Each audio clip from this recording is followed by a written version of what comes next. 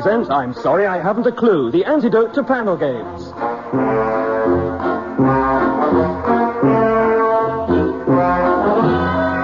At the piano is Colin Sell, and your chairman is Humphrey Littleton.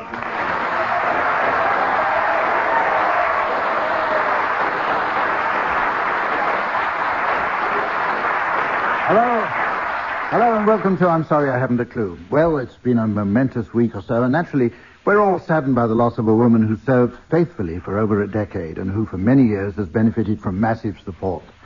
Yes, I'm sorry to say that Samantha, our scorer, can't be with us tonight due to a freak riding accident. Anyway, here are four men who decided not to throw their hats into the leadership election because they were afraid their hats stood more chance of winning than they did. On my right, Tim Brooke Taylor and Willie Rushton.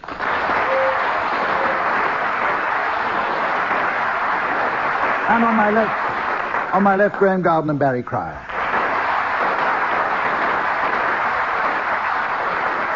And while Samantha's recovering, would you please welcome our replacement scorer, the lovely Margaret.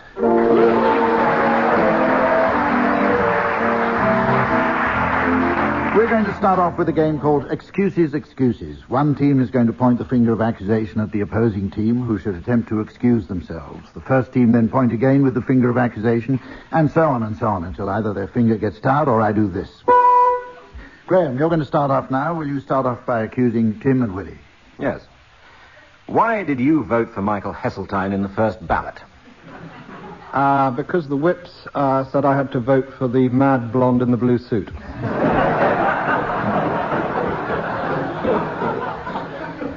Why didn't you vote for him in the second ballot? We were beaten up by madmen in grey suits. But why? Why didn't you stick to your principles? We're Tories. Yeah.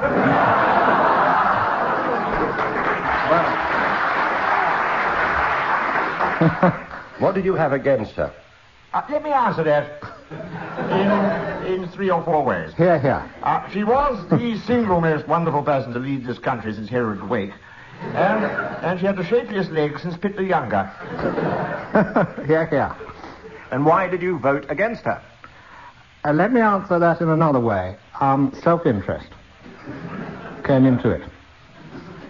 Who did you vote for in the second ballot? Dr. Third. No, you didn't. How do you know? It's a secret ballot. We looked. Why did you look? We're Tories.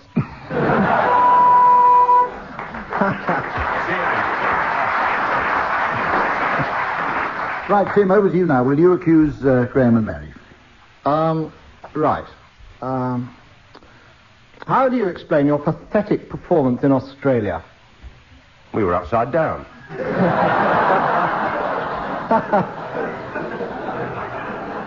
You were all out for 109. Upside down, that's 601.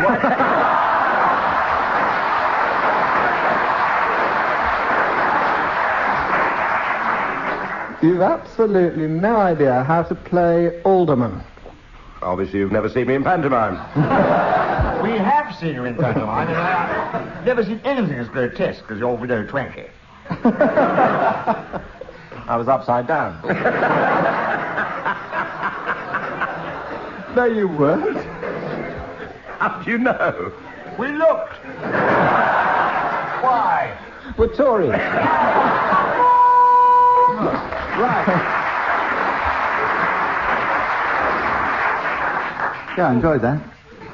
Oh, dear. This is the point in the show where I give the teams advance warning of the ball they'll be announcing at the end of the show. Teams, would you please think about some late arrivals at the, guess what, Conservative Party ball? Your assistant, Margaret, doesn't want to know about that. She's good at removing them. Okay, teams, now, this is a new one on me. I'm looking forward to this. I'm going to ask you to tip your heads back and empty your glasses. What, I hear Barry murmur, is the show over already? No. It's time for a musical round called Gargle's Song. I'm going to ask each of the team members to gargle a well-known song. And as usual, I'll award points for fluency of expression and deduct points for splashing the audience. Colin Sell will also be taking part, doing what, I don't know. And for insurance purposes, he's wearing his rubbers. Now...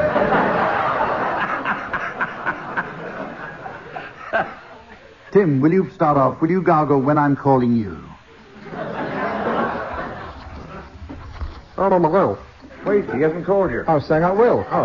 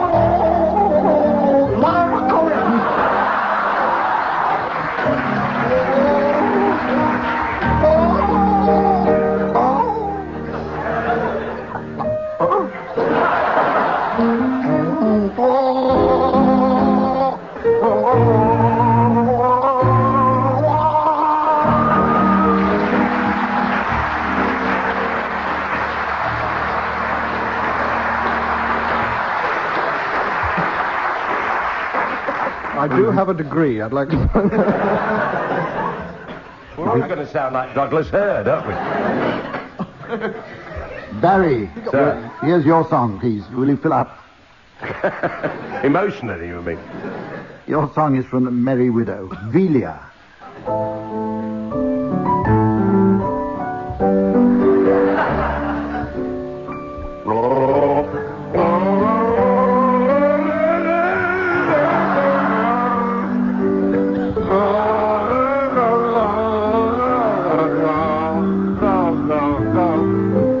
Dried. Oh, yes.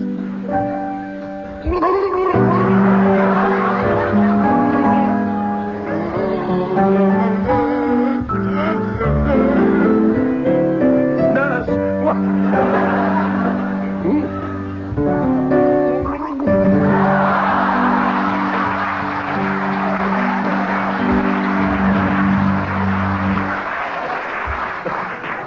Oh, God. I find it a bit difficult to hear the piano, actually. Seriously. Gardening. Willie, while Graham dries himself I couldn't off... see the piano. Your song is We'll Gather Lilacs. Not easy, was it, Osborne?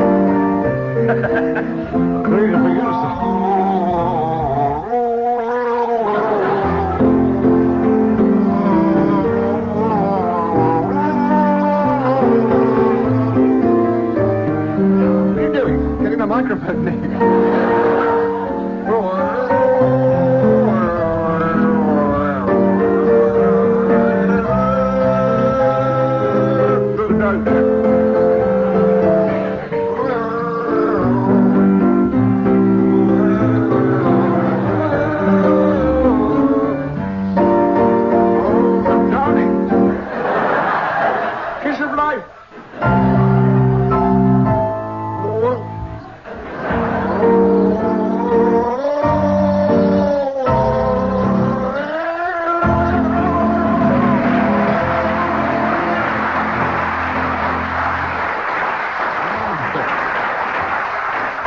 Well, if you think I'm going to award any points for that, you're very much mistaken. Jim's lost 10 points already for spitting at the chairman. You give my 10 teeth... pints already. We're going to rush on now to a game called Complete Quotes. I'm going to play some incomplete excerpts of famous people speaking, and I want you to finish them off. The quotes, I mean. Tim, you have a speech by Prince Edward. Oh, it's perfectly true. I mean, you've got to be very careful who you talk to. If you talk to a girl more than 3 times in a week, then... She might easily die of boredom. Oh, that's unfair. Unfair to attack them when they can't reply back. Exactly. Absolutely. But it's true. Graham, your speaker is Michael Heseltine. You don't go around expecting people to squirt paint over you, and so it does have a sort of momentary shock. But no hard feelings, Maggie. Let me wipe it off you.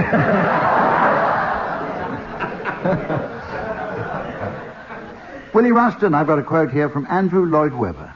What this will mean is that I'm going to be able to continue to devote more and more time to composing, because as people become aware of the fact that there is an excellent business team there, I can really do what I'm best at, which is impersonating fish.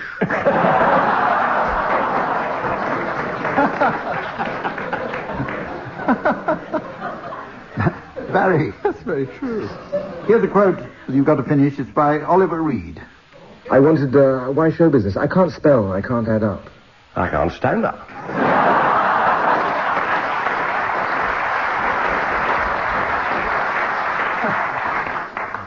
Tim, one right up your street now. Edwina Curry. I'm a North Country girl. I come from Liverpool, and I represented a ward in Birmingham for 11 years, and I represent a seat in Derbyshire. And where I come from, we call a spade, well, at the very least we call it A delightful coloured immigrant. That's what they do.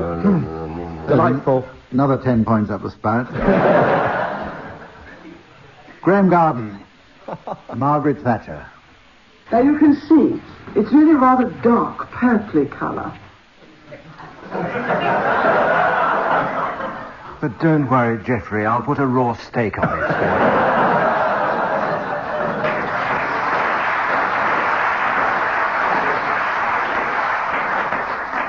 Willie Rushton, will you finish this quotation by George Best?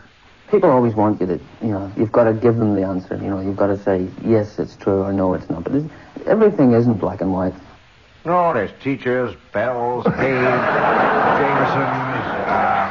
Baby Shams, Children's Fort, But yes, keep on. We never know. They might be listening. Solemn moment now. Barry, will you complete this quotation by John Major? I'd like firstly, if I may, to thank my many parliamentary colleagues for the tremendous support they've given me today. It's an enormous... Fur Lines won, and Norma's going to be tickled pink.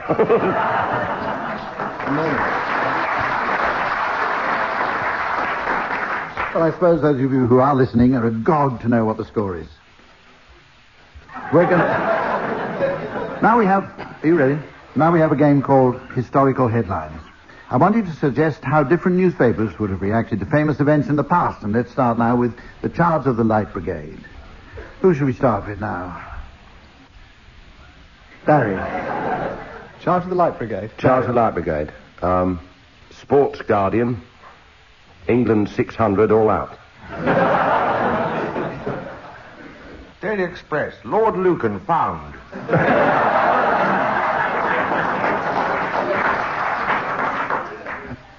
The Sun. Got us.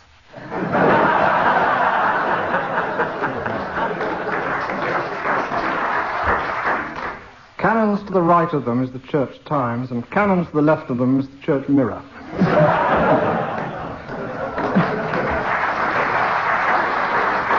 The Financial Times, they reported on the Charge of the Light Brigade as electricity shares underpriced. Knitting Weekly. Cardigan souvenir issue. Gone from the Star. Capture the Russian guns and win a metro. Times Literary Supplement. Lord Tennyson seeks rhyme for 600.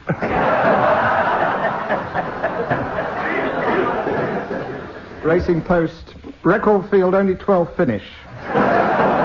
Race unsafe, say RSPCA. Knitting Weekly. Balaclava Supplement.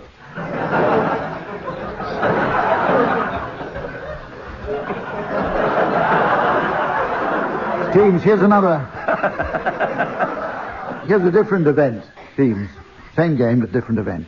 Henry VIII's sixth marriage to Catherine Parr. Daily Star. King feels up to par.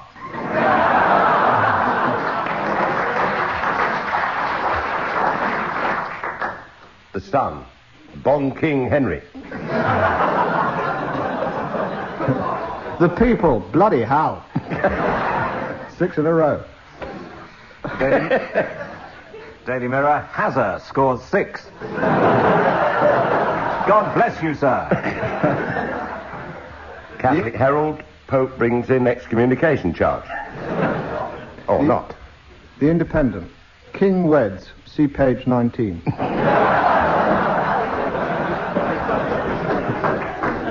Times, King takes further advantage of the Reformation.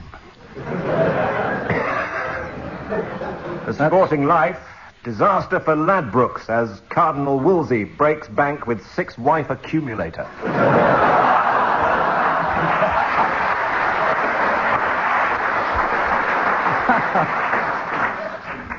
Okay. There's one from ITN as well. Zip. Ouch. Sandigall, News at 10, Hampton Court. Okay. Now, a very exciting and amusing game called Through the Keyhole. Behind me are some screens, and behind those screens, the producer has specially decorated 2 mystery cubicles to represent the rooms of famous and talented people, or Nigel Kennedy. One... Just because he can't blow it. One... Order. I was the day they shot him.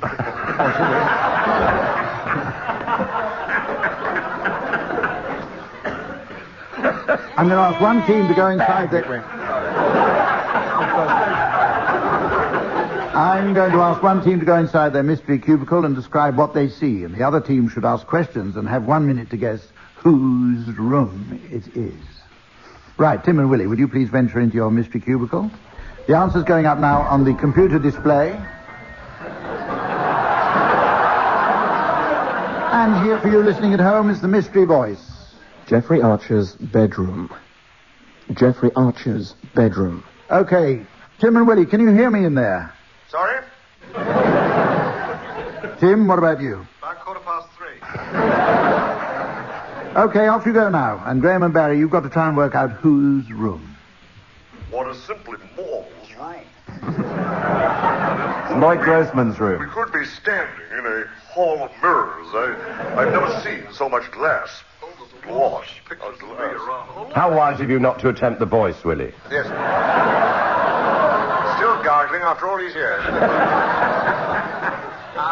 Oh, look at these robes for a peer. What does it say? Not to be used yet. Obviously, the person who lives here enjoys reading. There are an enormous number of books, all by the same author. Questions? What? Got a question yet? Who are the books by? Same author. Look at all these, lots of walls surrounded with photos of Margaret Thatcher, still wet. Any connection with the long-running radio soap?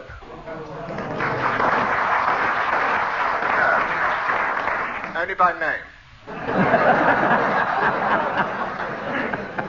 He's obviously very well educated. The ties and scarves of a number of colleges at both Oxford and Cambridge are hanging around. Is it a fragrant room by any chance? Yes? Oh, look, there's a little file here. Spotty black spot remover.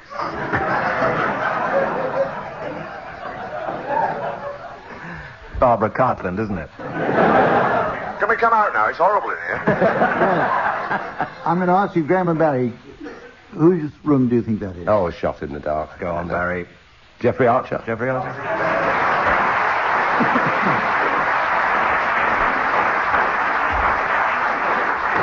Geoffrey Archer's bedroom, you're quite right. Now, Graham and Barry.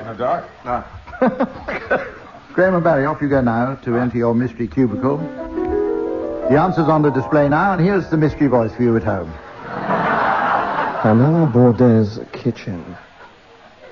Pamela Baudet's kitchen. Sorry, Ian, we can't quite see it here. Okay. Right off you go, Graham and Barry. Can you hear me? We can't get the door open. Are you in there now?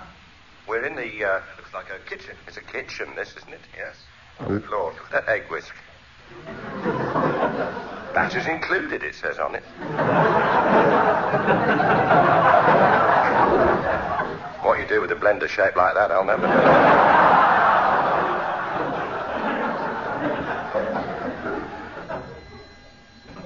Oh, that's what you do with it. Look at this. Look, somebody's left a giant Brillo pad in here. It's got a face drawn on it. That's a nice touch. Oh, look, there's a Polaroid of Colin Moynihan. Actual size. Yes. Any questions? Is it the kitchen? It is the kitchen. That was a giveaway. You said we're in the kitchen. You're in some political place here. You can be frank with me.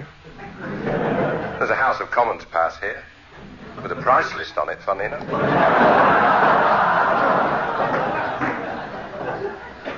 Is this person a woman whose kitchen you're leaping about in? I would say that On the command kneel, she'd bring up the Sunday Times. I think you're getting close, Willie. They know it's Molly Sugden. Hand of Bordello or something. No.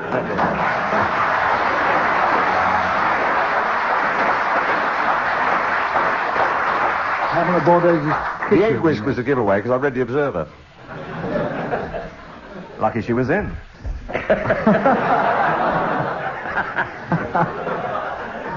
We're going to have now what's laughingly called a musical round. Teams are going to improvise a blues, madrigal, or calypso number around a theme suggested by the opposing team. Musical accompaniment is provided as usual by Colin Sell and the Croydon Sound Machine. That's enough. Right, Tim and Willie, will you think up a theme and a style, please, for Graham and Barry? Calypso, I think. All right. Teenage Mutant Ninja Tories. No, Turtles. Turtle calypso, none of this hero bit. Ninja Turtles.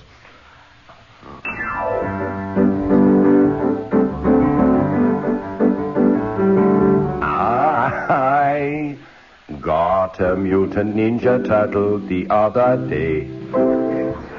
I gave it to my brother and he took it away.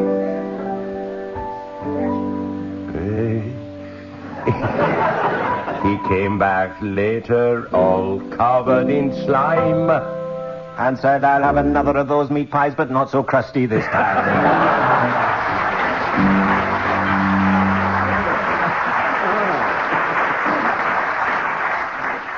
Graham and Barry now, will you suggest a subject and style for Tim and Willie, please? Wedgwood band. And we haven't had a madrigal. All right, a wedgie band. A wedgie band. Can we have a madrigal? We haven't had a madrigal for a long time. All right.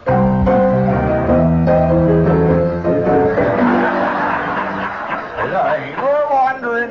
What? I thought that was a madrigal. As I was wandering round the Gulf, I spotted Tony Benn. He told me I'd been on a mission to shish a dumb hoosh hen. Then said, I said now, President, please release the hostages. And now you can't move in Baghdad for flocks of bleeding ostriches.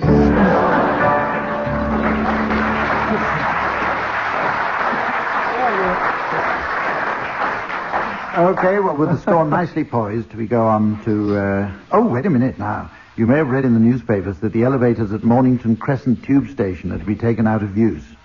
This, as you can well imagine, is grave news, and in recognition of the fact, all proceeds from our final round will go to a special Mornington Crescent Elevator Reconstruction Fund.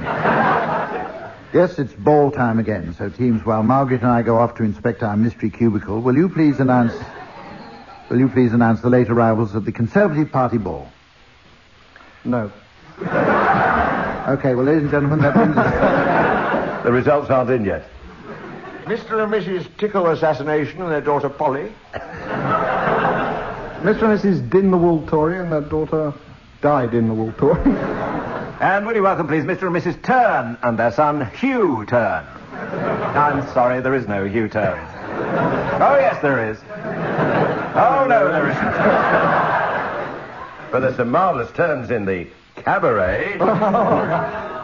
Kid Ory and his very tall brother, Height Ory. Thank you for enjoying the cabaret, and now we have the raffle. Oh, look who's coming. Mr. and Mrs. Crawling Toady. And their son, A. Crawling Toady.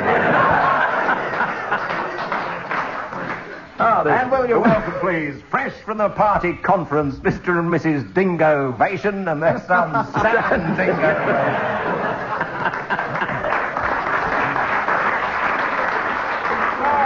Here come Mr. and Mrs. Unscrupulous Bastard. And their son, A.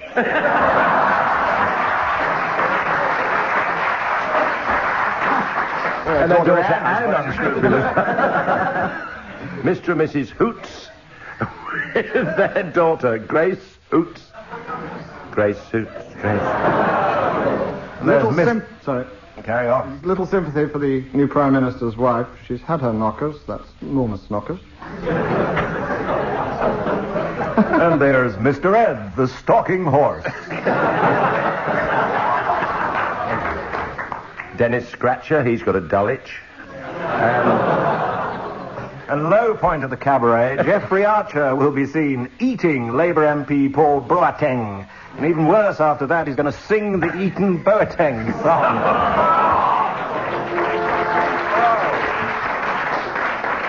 Pray welcome the two-faced Stoats. I haven't brought any children at all, I don't know.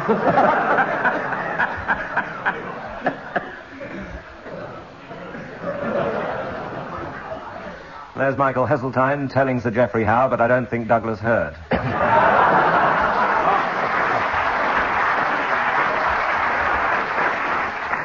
All the way from Holland with their host, Hugh Dykes, Mr. and Mrs. Van Years, and their daughter, Ella Van Years.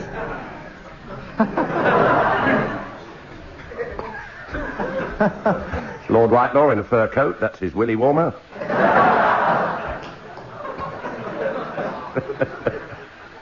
Ladies and gentlemen, we've come now right up to the end of the programme, and the teams have come to the end of their resources. Oh, there's a trapeze artist, Tom, for late addition to the cabaret. Margie Knoll, she can swing either way.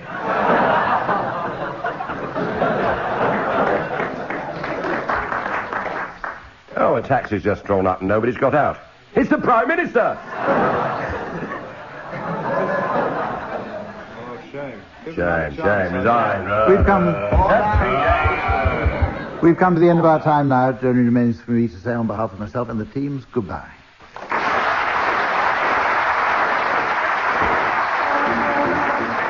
Barry Fryer, Graham Garden, Willie Rushton and Tim Brooke Taylor were being given silly things to do by Humphrey Littleton, with Colin Searle setting some of them to music. The programme was produced by Jon Magnusson.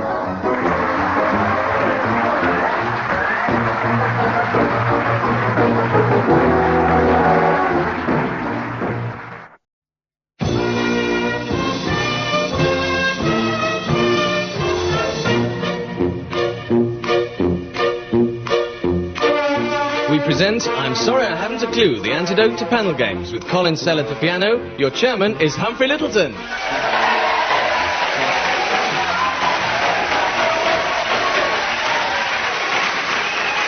Hello and welcome to I'm Sorry I Haven't a Clue, the programme that does for comedy what John Hanson has done for punk rock. Now, on to today's competitors. Firstly, Tim Brooke Taylor and Willie Rushton on my right. On my left, Graham Garden and Barry Cryer.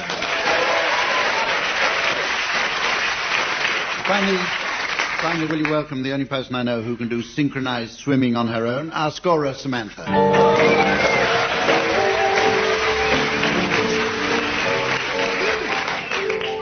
The first round is called crossbreeding. I'll ask our 4 team members to put on their white lab coats and take on the mantle of generic scientists in an aim to create some new hybrid creatures. We'll start with you, Willie Rushton. If you cross Alexis Sale with a great white whale, you get Moby Alexis, which is incurable. And it means the beaches are stiff with stranded comedians and alternative leviathans. Right. Yeah, if you crossed Adolf Hitler with a My Little Pony, you'd get something small and pink with blue hair that invades Poland.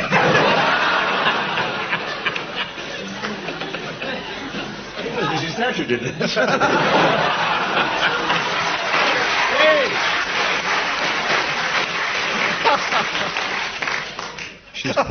She's privatised solidarity. Tim. We're generic scientists, remember? Thank you, Barry. If the children would avert their ears, the unlikely coupling of Anne Diamond and Esther Ranson to produce something that can cut glass with its teeth.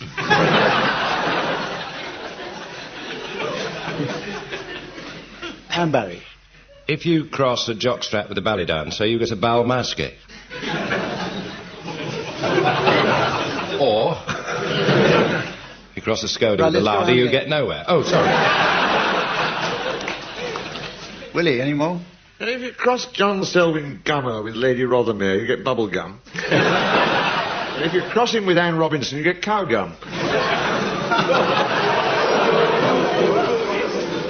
Hurry on to you, Graham. If you tried crossing Robert Maxwell with a hot air balloon, it'd take about a week.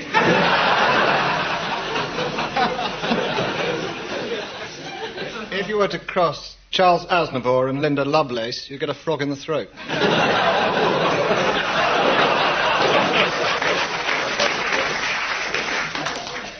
Cross Ian Botham and you get a headlock. Any more? No. Right. Right, we've just got time before the next round for me to inform the teams of the ball at the end of the programme, to which they will have to make announcements. This week I'll be asking for late arrivals at the Gardener's Ball. The Gardener's Ball, the next round is called, it says here, ad-lib poem.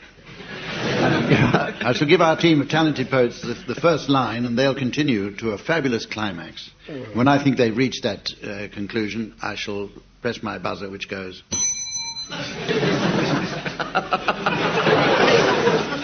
Graham Garden, you're going to start this one. I have a damp patch on my roof. Does anyone know a plumber?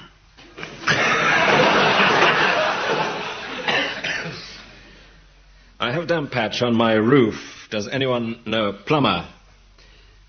Because all that's keeping the water out is my pal, John Selwyn Gummer. He's sitting up there on my roof. Courageous little chap. He won't be sitting there very long, because I've set a trap. A gummer trap, it's called, I vow, for catching gummers in. Gummers in, eh?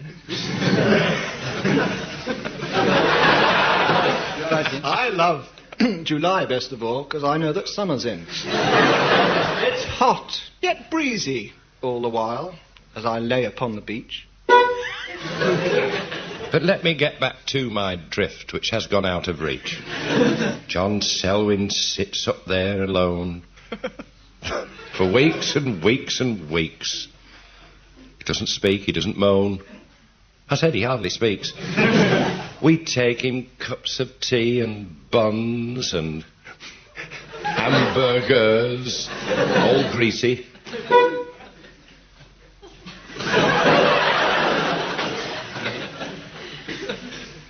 I sometimes talk to him in French. Où êtes-vous, Jack? Je suis ici.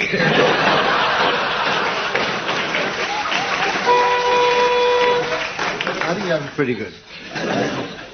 Tim, I'm going to give you one now. I know you have difficulty with these ad-lib poems. I've made it as easy as I can for you. Here's your opening line. Di-da-di-da-di-da-di-da, di-da-di-da-di-da. Could you just repeat that? Di-da-di-da-di-da-di-da, di-da-di-da-di-da. Di-da-di-da-di-da-di-da, di-da-di-da-di. Ma. That is the name I give, I do, to my mother, pure and pale. She is a lovely woman, but 3 years ago she was in jail. The story is an interesting one. It was all purely circumstantial. She went out for a meal with the Bonzo Band and their leader, Vivian Stanshall. Now, Viv's a bit of a lad, he is, and they were in the cafe. Run by an old sergeant major who'd grown up in the naffy. He, in fact, is father to our hero. Next door, Tim. Which explains a considerable amount of what is wrong with him. Well, in fact, he cannot speak at all. It goes da-dee-da-da. Dee-da-dee-da-dee-da-dee-da-dee-da-dee-da-dee-da. Oh.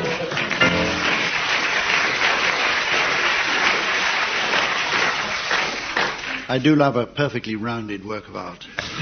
Sit down, Mr. Man.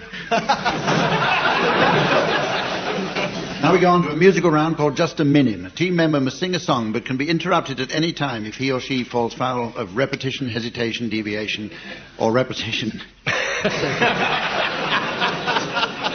His lips gone, his lips gone. These scripts are better than the actual show. The person who buzzes, or abuses, as it said here, must take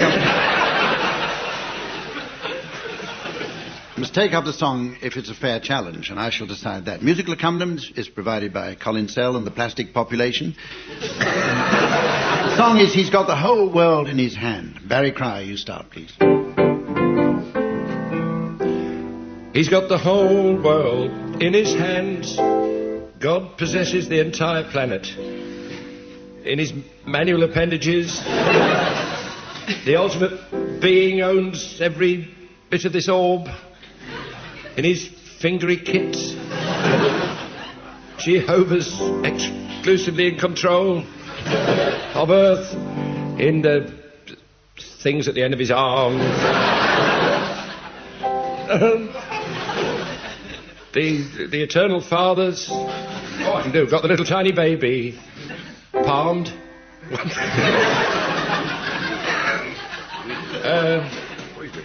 Numero uno in the Holy Trinity. But at last we have a challenge from Tim Brooke Taylor. Deviation from the tune. I give lessons to tuning forks. I'll allow that challenge. Will you continue, Tim? Yahweh. Old Testament. You can't be serious. Old Testament. It isn't you, it's Tim who challenged. Oh. It sounded like you, will it? I thought it was my turn. I don't care. You can have Yahweh. Challenge from Graham Darden. Deviation from Tim. Yes, I'll accept that. Will you carry on, please? Oh, right. Piano, please. He's got the minute, minuscule infant within his digits. You can repeat he's and got and thee, can't you? No. Infinitesimally small, microscopic tot enclosed within his manual organs. Challenge from Tim Brooke Taylor. Deviation, repetition, and hesitation. Which one do you prefer? I prefer a bit of deviation.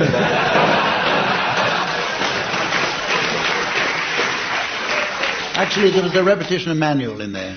We had manual before. Oh, I see. You're taking it Only seriously. for me. Right. So, Willie Rushton, will you continue, please? You run a tight ship, Skipper. Yahweh's. Challenge from Graham Darden. Repetition of Didn't Yahweh. use it. Didn't use it last time. It wasn't my turn. Oh, right. Jesus' fathers. Not your turn this time either. It is my turn. Is it not, Mr. Chairman, through the Anybody's chair? turn. If I say it's your turn, it's your turn. That's Piano, right. please. Can we have some piano? Hesitation. It was your turn. Challenge from... That's how he noticed it. Hesitation. Deviation. That was Colin Sell, listeners. Oh, there's an applause then. Right, the game's still with you, Willie Rushton. Oh, where are we? Challenge there. Incomprehension. He doesn't know what's going on. He's in the world of his own. Is it line 8? Start with line 8. On Oh, right. I don't care. Right.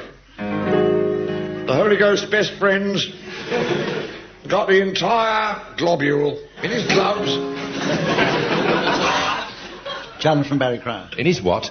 Gloves. Oh, He's gloves. put gloves Sorry. on now because he's changed key. I You do will notice apologise. that. How else do you think he does it? I'll accept that challenge. Carry on. Oh, Chorus.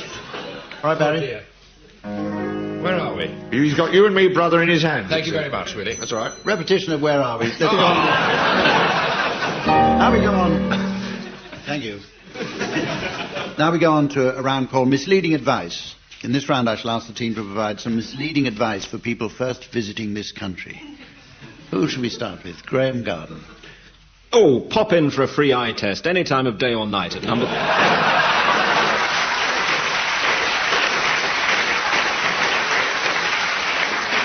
at number 10 Downing Street. Ladies, when in an Anglican church, please join in the sermon. Go into any public house and shout, "Mine's a large Fatima Whitbread."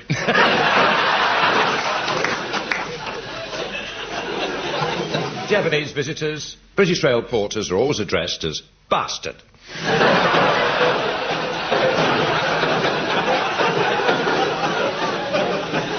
Another one for Japanese visitors, just go into the lobby of Madame Two Swords and see how long it is before somebody comes up and says, "No, come on, be fair, this is quite a good George Bush."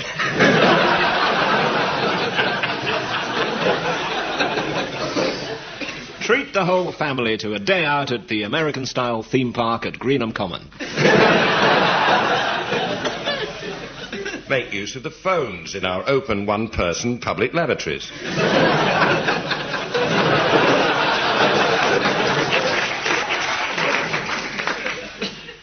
Any taxi with its light on will be only too pleased to take you anywhere, anytime.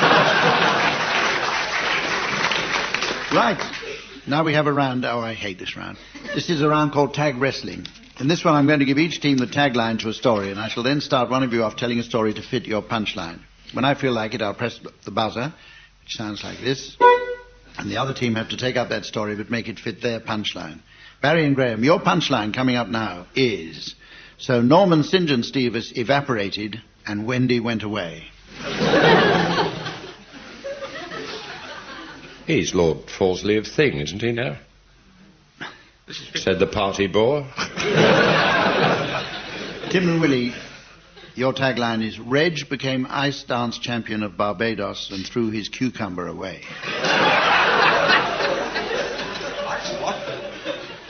Okay, Barry and Graham, you've had longest to think about it, so now start your story, please. Right. It was a blistering hot day on Brighton Beach as Wendy wandered along the sand, and Wendy wandered along the sand. When, who should she spot in the distance? Behind a sand dune, enjoying the hot rays of the sun, but Norman St. John Stevens. Better known as Reg, the ice dance.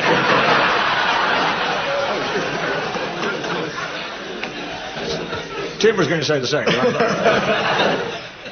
Ice dancing champion of Barbados. Reg, exactly. Know him well.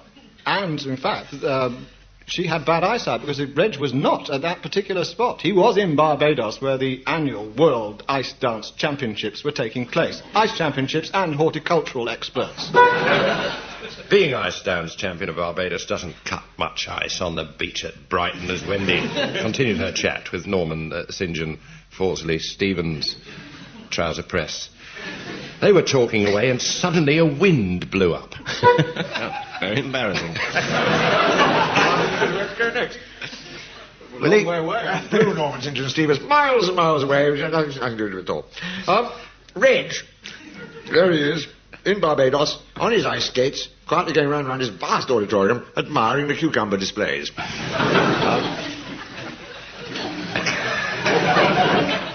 Hesitation. Oh, sorry. At which point he felt a tap on the shoulder and a voice said, "All right, Reg, you are nicked." And that was the last anyone saw of Reg for some considerable time. Meanwhile, back at Brighton, the friendly breeze had blown something back from the sea, and what should it be but Norman St. John Stevens drifting gently into land at Wendy's feet. But... He said, it's extraordinary. You'll find it hard to believe. Do you remember when Reg was world ice skating champion?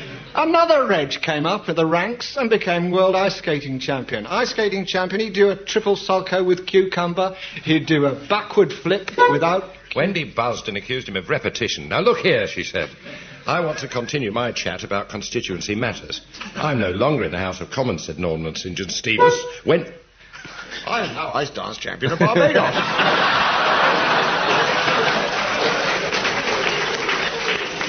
better known, if you don't mind messing my name around, just call me Reg. And incidentally, I don't want this cucumber, if you're pressed into my palm. I think it's a cucumber. In fact, never mention cucumbers in my presence again. Or my name's not Norman St. John Stevens. But the sun beating down was too much for the old Tory faithful, who collapsed in a heap, all his bodily fluids bubbling and boiling in the heat of the sun, at which point he made a very strange noise on his buzzer, because he had died. What a shame. And Sorry, Norm. Anyway, Norman, as he would at his memorial service, made it especially clear that the vicar should read out this little statement. Reg became Ice Champion of Barbados.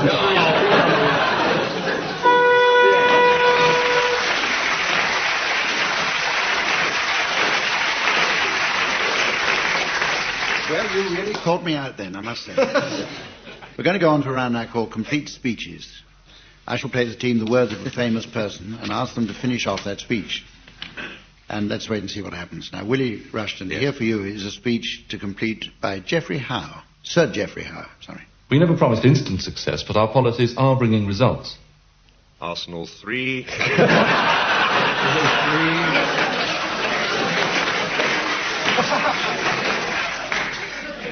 Graham Garden, here's a speech for you to complete. It's by Mrs. Thatcher. I have seen no more moving sight in the last year than the Russian icebreakers releasing Nigel Lawson.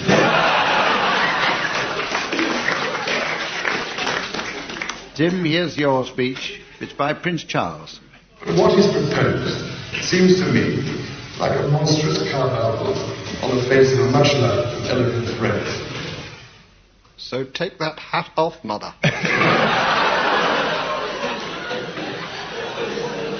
Not my mother, you understand. Barry Cryer, here for you. What a treat. Mrs. Thatcher again. The National Health Service is safe with us. But the rest of you can't have any.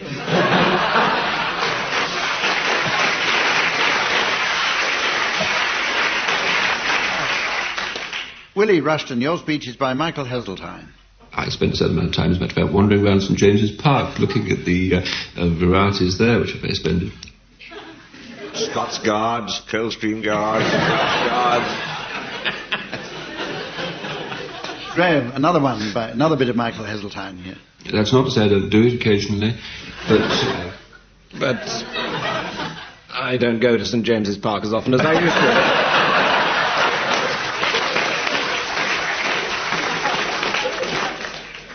Tim, your speechmaker is Arthur Scargill. If this woman in number 10 wants to fight, I'm going home.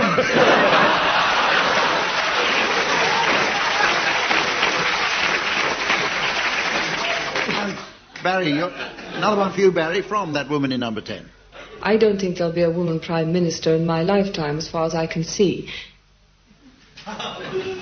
Ted Heath is the nearest we're likely to get. Lovely Another voice one. she had then, didn't she? She had a nice voice then. Yeah, I noticed that too. Before the operation, that was. Yeah. Willie Rushton, here's a speech. Willie Rushton, a speech by Ken Livingstone. The sort of day-to-day life that you lead is pretty awful. Endless committee meetings, and too much drink around, and too many boring people. Ken Livingstone, Newts at 10, down Graham Garden, here's a good one for you. Speech by Derek Jameson. I'm very old-fashioned and I'm still very shy about all these naked girls. But somebody has to put the records on for me.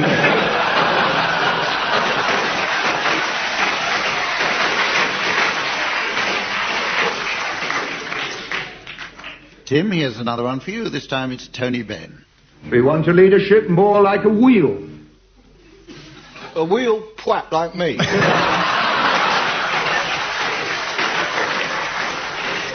Sorry, Tone.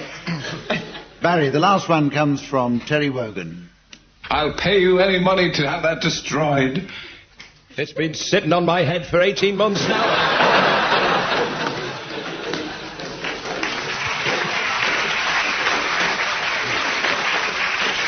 Right, we go on to a round now called Word for Word. One member of a team says a word and his partner must say a word totally unconnected with the first, and so on. And the other team may challenge and try to prove a connection. Barry, will you start us off with a word? Oleaginous. Luggage. Belt. Heliotrope. Spur. Bicycle. Weather vane. Spoke. Wilt. Puncture. Brass. Monkey. I don't think anybody noticed. Wheelbase. Challenge. There is a connection between monkey and wheelbase, but I can't remember what it is. There was also a sound there that sounded like a wheelbase being hit. I didn't hear it. Right. Okay. 3:15, Hunt. Right, you carry on. Glue. Will you take up the game, Tim, now, with a word? Shall I do glue again? Why not? I'm sorry I haven't a glue. No, glue. Pantaloon. Pomegranate. Dromedary. Stoat. Punk. Mace. Rubbish. Deciduous. Trousers. Challenge from Barry Crouch. Deciduous trousers. Yeah, I thought that. Yes, worn by woodmen. They always drop off in the winter. Carry on, Barry. Oh. Go on, then. You got a point. Fern. Platoon. Milk. Wood. Bustle. Challenge there from Wooden bustle. A wooden bustle. Oh, yeah. Great music hall act. Yep.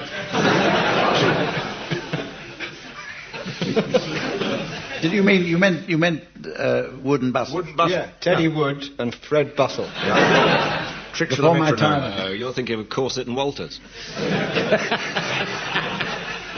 What game Brass was and Monkey, that's one of them. I've forgotten which game we were playing. Whichever it was, carry on, Willie Rushton. All right. Vestibule. Coat hanger. Clock. Curtain. Withers. Spoon. Trent. Challenge from Graham Gardner. Yeah, Jimmy Witherspoon. That's it. Excellent. That's correct, yes. Yeah. Fine blues singer there.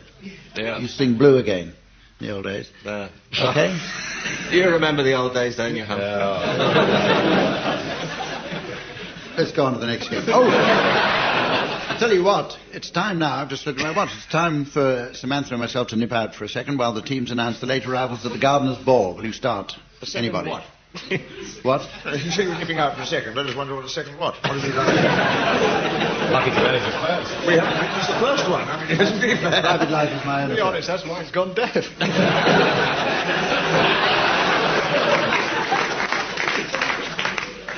We've actually popped out to erase all the scores that have been earned so far, so we're both starting from scratch.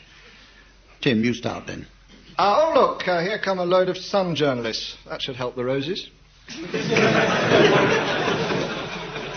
Oh, look, the Dendrons and their daughter Thora.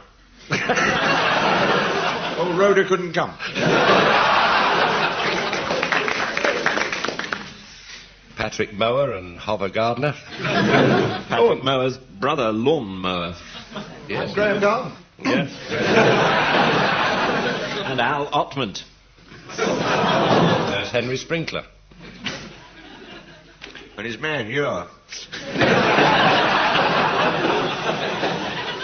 Oh, look over there. Who is that backing into the limelight murmuring, hello, good evening and welcome? Oh, it's just what we don't need, an early frost. He's talking to Hedge Gutteridge, who's just been showing his privets. Who's that over there? Oh, Hyacinth.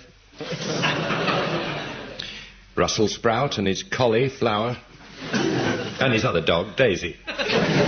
He's been spayed. By himself. Daisy pulled it off.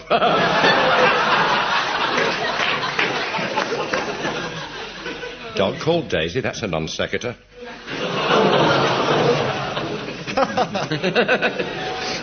Welcome, please, Archbishop Runcie, who is here with some little device to spray on lettuces. Let us pray. Sandy Soils here with Pete. Pete George. Sandy sorry. Oh, it's all right. No, carry on. Oh, that's George Bush. Let's make it one for the dibber.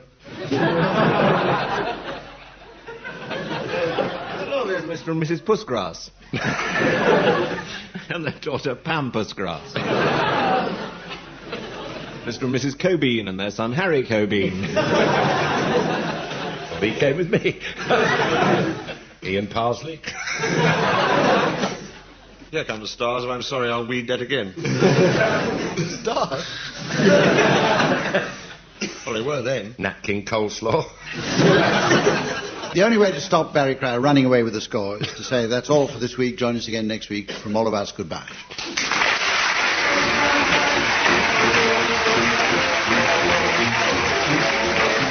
Tim Brooke Taylor, Barry Cryer, Graham Garden and Willie Rushton were being given silly things to do by Humphrey Littleton, with Colin Sell setting some of them to music. The programme was produced by Paul Spencer.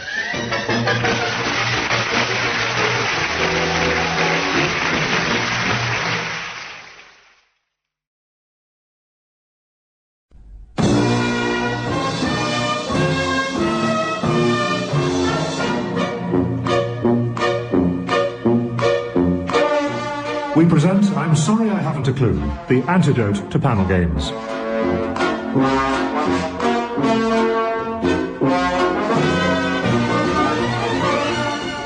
At the piano is Colin Sell, and your chairman is Humphrey Littleton.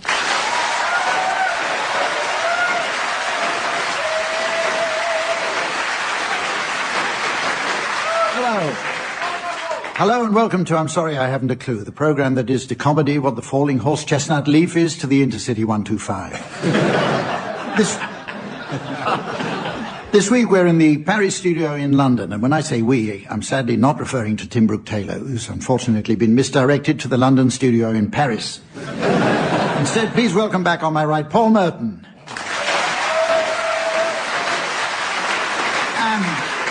And with him, Willie Rushton. And on my left, Graham Garden and Barry Cryer. Unfortunately, the lovely Samantha, our long-time scorer, can't be with us today as she's been accidentally signed up for Nottingham Forest. Anyway, so will you welcome instead, by popular demand, the delightful Sven?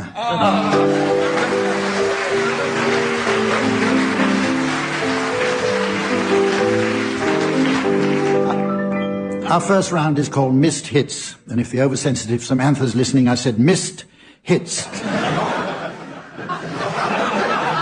In order to have a hit these days, whether it be a play, a musical, a film, a song, or a book, one of the chief requirements is that it should have a good title. With this in mind, teams, I'd like you please to come up with some suggestions for the titles of what would have been almost certain failures. Barry, will you start, please? John and Norma's Amazing Adventure. Cyrano to Basingstoke. Graham. Cagney and Lassie. Indiana Jones and the VAT returns.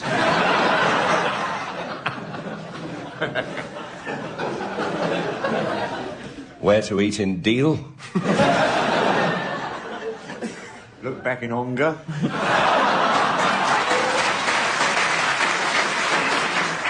W.H. Smith, the movie. Edward Fingerhands.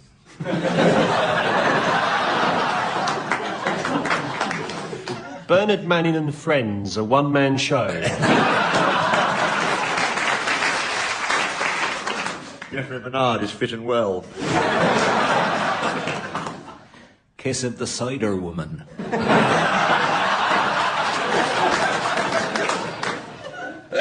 Okay, any more? Alan Titchmarsh, the early years. Right, we'll carry on now like greyhounds unleashed into the next round. Shakespeare once wrote, "The man that hath not music in himself is fit for treasons, stratagems, and spoils."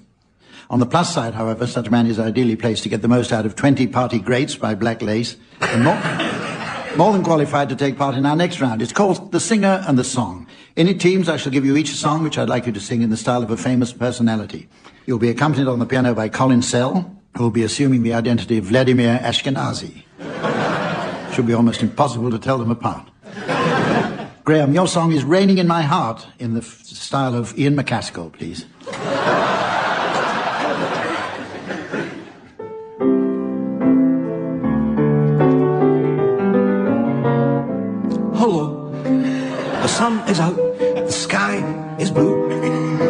not a cloud to spoil the view, but it's raining.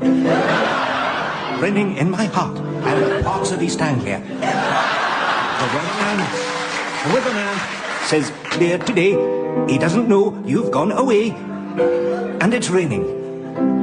Yes, it's raining in my heart, but clearing northwards by tomorrow. Oh, misery. Misery. That depression moving east. What's going to become of me? Hello. My blues. They mustn't show. But soon these tears are bound to flow, 'cause it's raining. Yes, it's raining in my heart, turning to sleet on high ground. Bye-bye.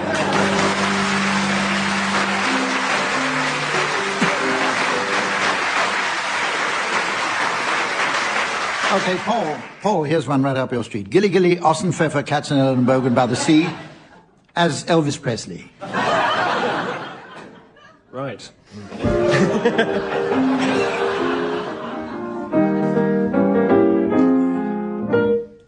There's a tiny house, there's a tiny house, by a tiny stream, there's a stream. Well, bless, I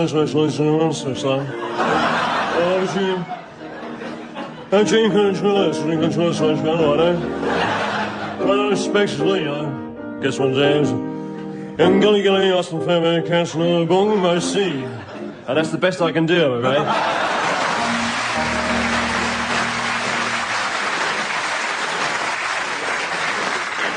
I thought that was very good. I began to think he really is alive after all. No, that's the way he sounds now, I think. Barry, here's your song. Send in the Clowns, in the style of Jack Woolley from The Archers.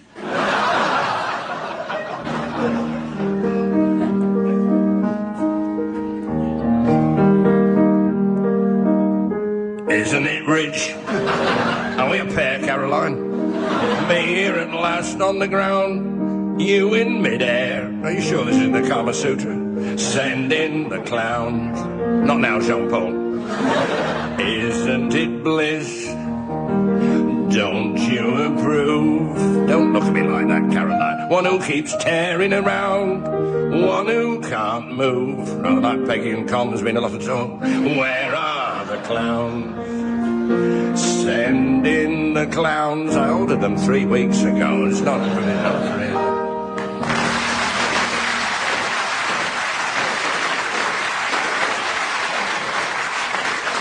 Right, and Willie, your song is Run, Rabbit, Run, in the style of Michael Heseltine.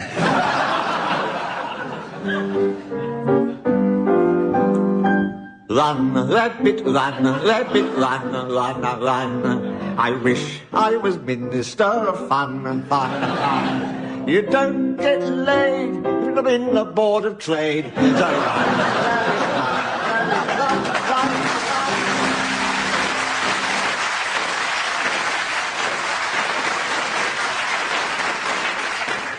Well, judging from the applause from the audience, the scores are that you've all done extremely well on that one, and we go on to a round called Children's Classics.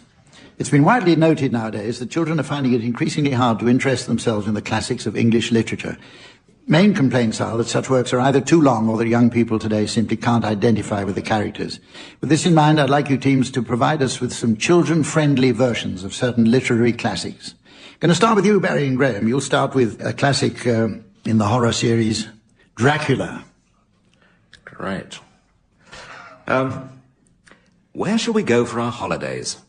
Jonathan Harker said to his friend Lucy. I know, Transylvania. So off they went. They'd been walking for hours and hours, and, ooh, I am tired, said Lucy. Let's stop somewhere for the night. So she knocked on the door of this great big castle. Yes, and the castle belonged to Count Dracula. Well, in the night, he came up to Lucy's room. I've brought you some cocoa, he said, as he bent over the bed. Next morning, Jonathan said, look at those marks on your neck, Lucy. I think you ought to go and see the doctor. So, next day, bright and early, she went to see nice Dr. Van Helsing. What big teeth you've got, he said. And he gave her a steak and garlic.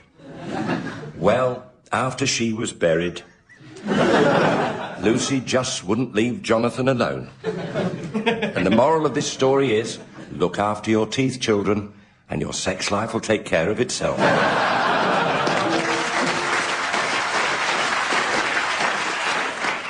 OK, your turn. Paul and Willie. Your classic is Lady Chatterley's Lover. Once upon a time, round about 1916, Lord Chatterley had his manhood shot off at the front.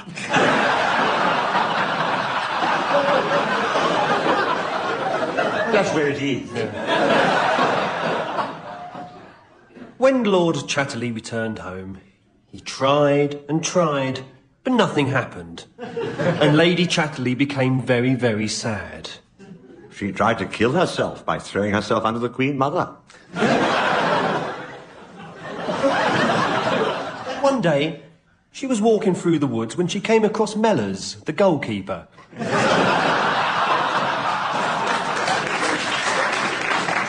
In his Chelsea strip. And with a lot of chickens. "Wah," said Mellors, the goalkeeper. "You be so lovely, Lady Chatterley, I am going to give you one." And he gave her a chicken. One day, Lady Chatterley was quietly toe-sucking. This little piggy went to master it.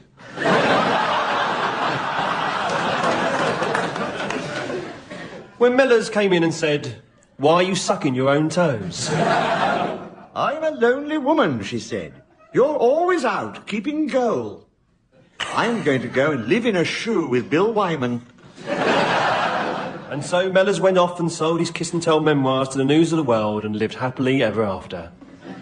Yes.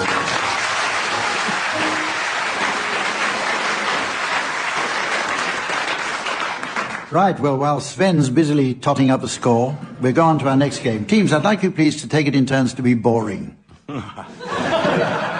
However, to prevent it becoming just like any other round on this programme, I shall ask you to imagine that you're at a party. I'd like you teams to take it in turns to be extremely dull guests. The opposing team should attempt to question this boring couple about their jobs and try to make them say something interesting. Points will be deducted for being interesting or appearing to enjoy yourself. Barry and Graham, you're our first party bores, and you are Michael Palin's film crew. Hello. My word, what a tremendously exciting time you must have had, going as you did from round the world in 80 days. Samey, really. Yes. Samey going round. I mean, basically... Well, of course, most recently you've gone north to south, then to pole to pole. Very similar poles. They look very alike. Yes, but the bit in the middle must have been tremendously exciting. Didn't notice that, did you? I wasn't paying attention. Wasn't paying attention. But I thought the high point was probably travelling across Alaska. The 743 from Nome changed at Anchorage. An excellent service, but if you get on the stopping train, funnily enough, you can make your way to Calgary in one step for only about 3 hours less travelling time. we were coming up to Calgary, do you remember? He was running 5 minutes late. Michael was? No, 5 minutes late, that's all of us, and they made up the time. We arrived in Calgary on time. On time. Michael Palin must be a tremendously exciting person to work with. Who? Michael, that one that they... What, the one that kept taking his clothes off? I can't look at another hot cross bun, I can tell you that. So how many miles did you cover in this trip from pole to That pole? wasn't our job, the mileage. All of them. All of them. All of them. Covered everyone, I think, didn't we? Yes. We'd Okay, say Barry and Graham. that's another mile covered, we'd By say. and large.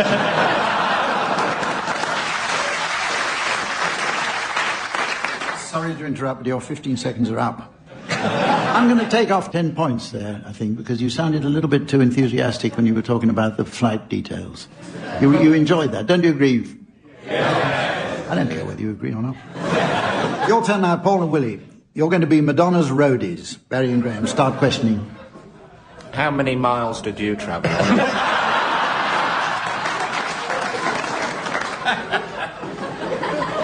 All of them, I think, isn't there?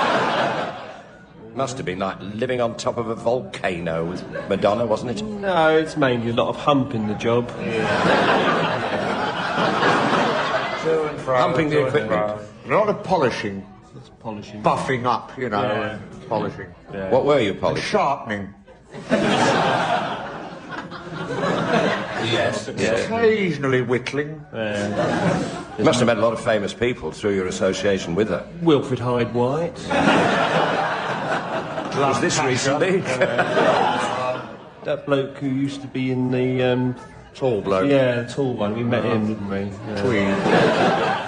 A lot of parties, I suppose, after the show. He was at one of these parties. We met him. That's what we done. Right. He was very tall, the tall one. Wasn't Walter Pigeon. They must have got a bit wild, these parties, Walter sometimes, but Pigeon. out of hand. Well, the Ribena run out once, didn't it? So, what did you go on to?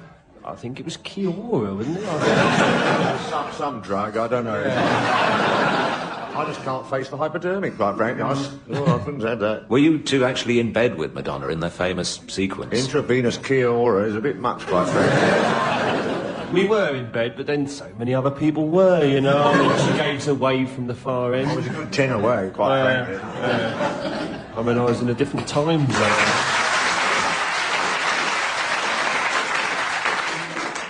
And while we leave them droning on, we'll go on to a round entitled Good News, Bad News. In this round, one team will start by announcing an item of good news, to which the opposing team should reply with the corresponding bad news, and so on and so forth, till I've had enough, and you'll hear this. Unless, of course, you hear this. I'm too sexy for my love. Which means that Sven's been making good use of this partially transparent lycra body stocking.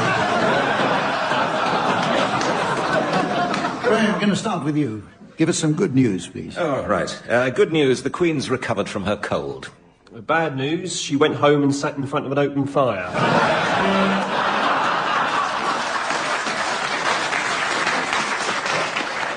OK, Willie, here's one for you. Start with the good news, please. Good news. Andrew Lloyd Webber's new musical is Sunset Boulevard.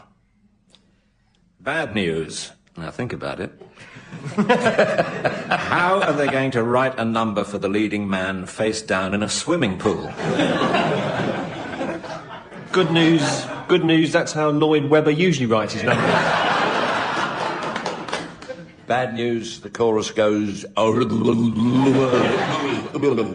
Good news, which roughly translated means don't cry for me, Robert Maxwell.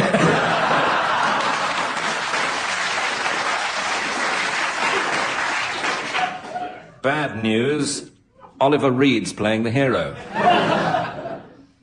Was that bad news? Face down in a swimming pool. Good news, he's drained it. Bad news, he's filled it again.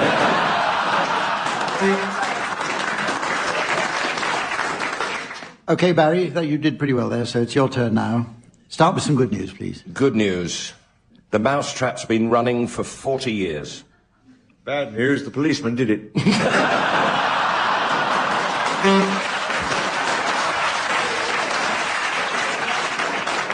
OK. 40 years ago, there was a photograph outside the strangling Sheila Sim. I never understand. The mystery was they got away with it. Stop it running another 40 years. You know. Graham, you haven't had a turn yet, so start with some good news. Oh, yes, you have had a turn. I'll have another. Paul, you haven't started. No, we'll start with Graham here. I'll have another. Give us some good news, Graham, for God's sake. Some really good news. It's hard to find in this day and age, isn't it? Good news. Norman Lamont refuses to go.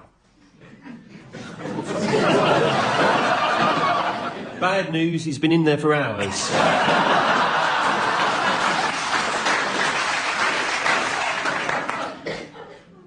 Good news, he says the economy is showing green shoots. Bad news, that's mildew. Good news, mildew has rallied against the Irish punt. What was that last word? Punt. Punt, Paul. Bad news, pity this isn't an ad-lib poem.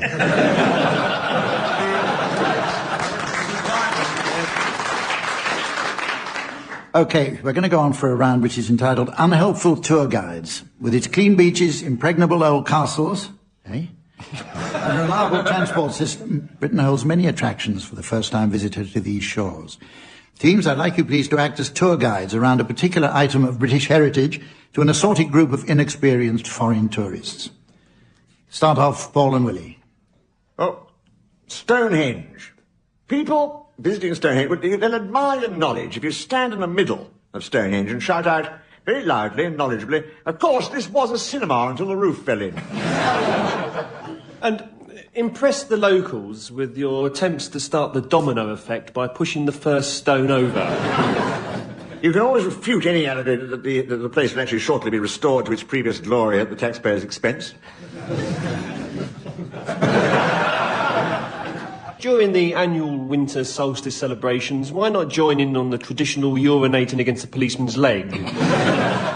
While dressed as a druid. Yes. That's enough advice about Stonehenge for tourists.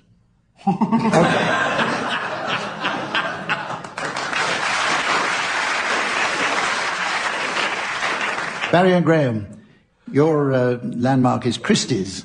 The auction house. Thank you. We were given ours. They chose Millington Place, is it? Just a bit of helpful advice, huh? Helpful advice. Bring your own gavel. It's an old English tradition to tickle the man holding the ming. It's considered polite to catch the auctioneer's eye and give him a friendly nod or a wink. You'll see paintings leaning against the wall. Please take one. The best way to appreciate a Fabergé egg is to boil it for 6 minutes and then crack it open with a spoon. Visitors are invited to add witty captions to the Leonardo cartoon. When the man shouts going for the first time, you're supposed to shout back, "You do," and you'll clean it up yourself. The end. The end.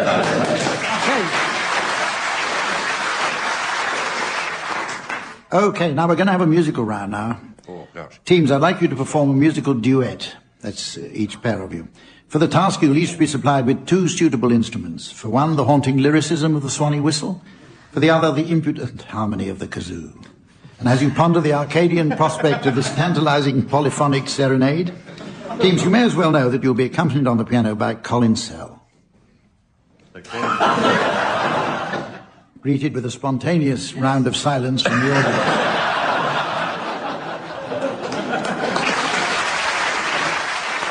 Barry and Graham, will you play Anything You Can Do for us, please? No, I'm going to rephrase that. Will you play for us Anything You Can Do? And that'll be Barry Cryer on kazoo and Graham Garden on Swanee whistle.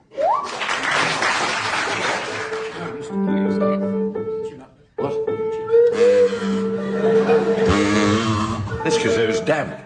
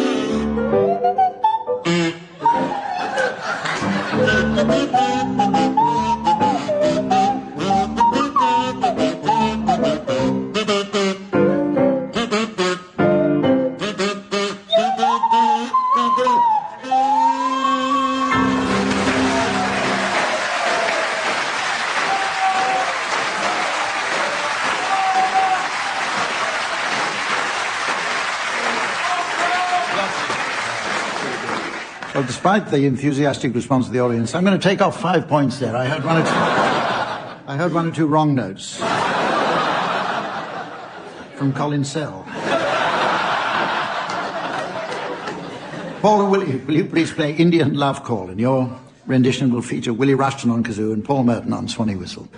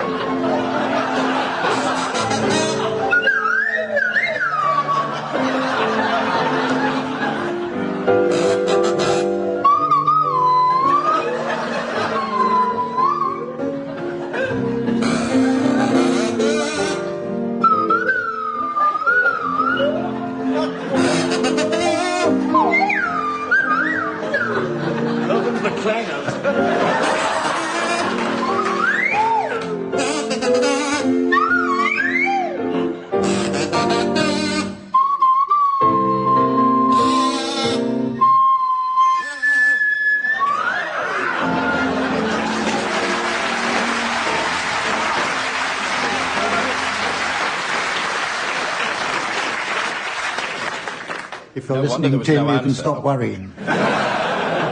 Anyway, that's almost it for this week, though there's just time, I notice, for a quick game of Farmers Film Club. For this round, teams, I'd like you please to suggest some films likely to be popular with an audience of farmers. Oh, an audience who's got farmers through sitting through long films. There's one. Bring me the head of John Selwyn Gummer.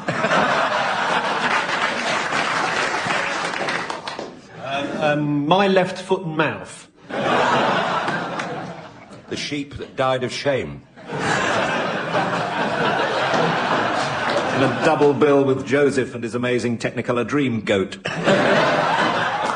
Fatal Attractor. The Texas Combine Harvester Massacre. An Officer and a Gentle Hen. or the one about the farmer who's paranoid that his herd of cows are taunting him behind his back to kill a mocking herd. Beef Encounter. Jagged Hedge.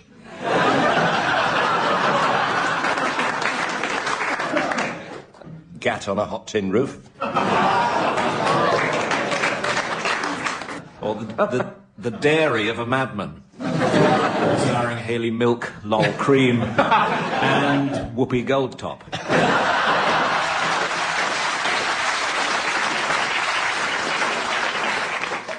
Ambridge Too Far. Gerard Depardieu in Green Cud. But reluctant as I am, teams. Strictly Barn Dance. Silage of the Lambs.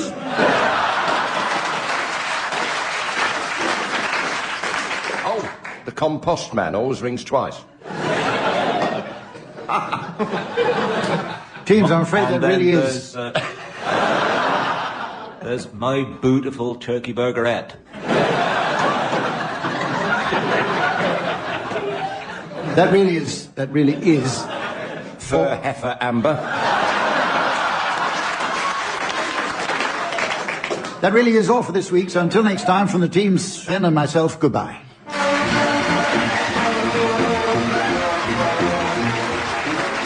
Barry Pryor, Graham Garden, Willie Rushton and Paul Merton were being given silly things to do by Humphrey Littleton, with Colin Sell setting some of them to music. The programme was produced by John Naismith.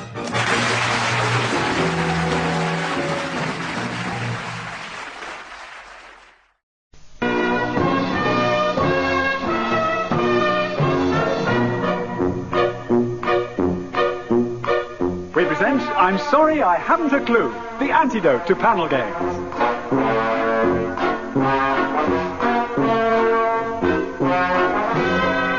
At the piano is Colin Sell, and your chairman is Humphrey Littleton.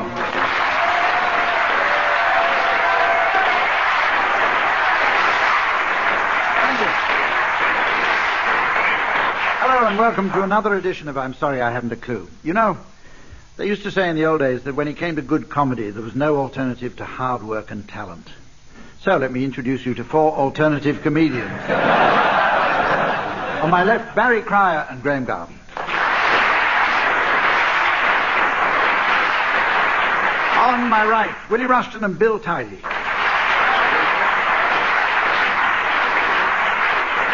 And here she is, the First Lady of Stand-Up. Not to mention Lie Down. Our lovely scorer, Samantha.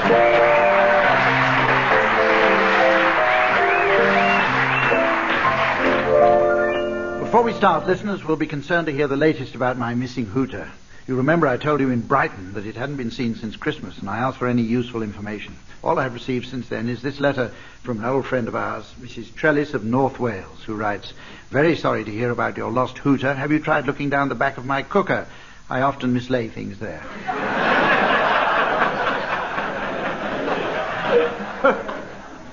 Well, as you can tell from that, Mrs. Trellis has a tendency to be daft as a brush, but any sensible information would still be welcome. Right, let's go straight on. We're going to start with a very funny game called Historical Headlines. Historical headlines. I'm going to give you teams a famous event in history, and I want you to suggest how some of today's newspapers might have reported the occasion. I'll award points for the best suggestion, and points mean prizes. This week's prize is a superb nuclear-powered B-Day. Right, teams, it's free for all here. The historical event that I want you to give me the headlines for, in a variety of styles, is David slays Goliath. Go on, Barry. David slays Goliath. The Star. I was stoned amidst Philistine heavyweight. Thank you for that applause. Jane's Arms and Armour. Israel has the sling.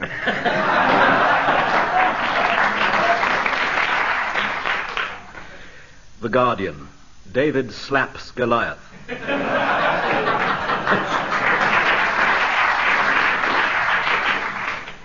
The Ring. Bruno lined up for the autumn.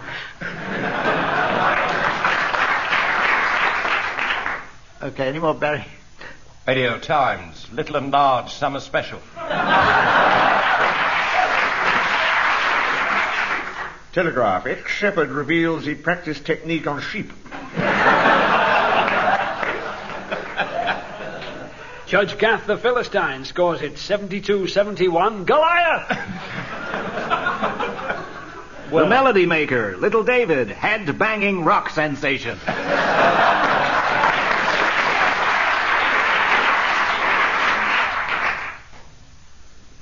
Hello, Hub. Any more? Right, let's The go Sun. on. The Sun. 180! Right, teams, let's have another one of those. I've got another historical headline for you now. It's Custer's Last Stand. British Medical Journal. Custer's Last Stand amazes coroner.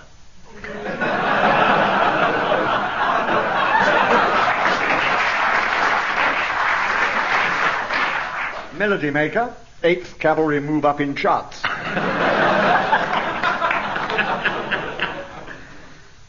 The Express. Custer's transfer to Inter Milan in doubt.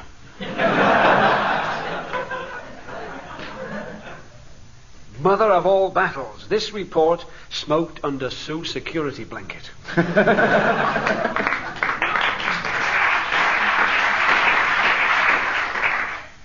Bird Breeders Weekly. Stop this cruel trade in feathers. TV Times. Surprise guest on Bullseye. Daily Telegraph. Storming George blames lack of air support.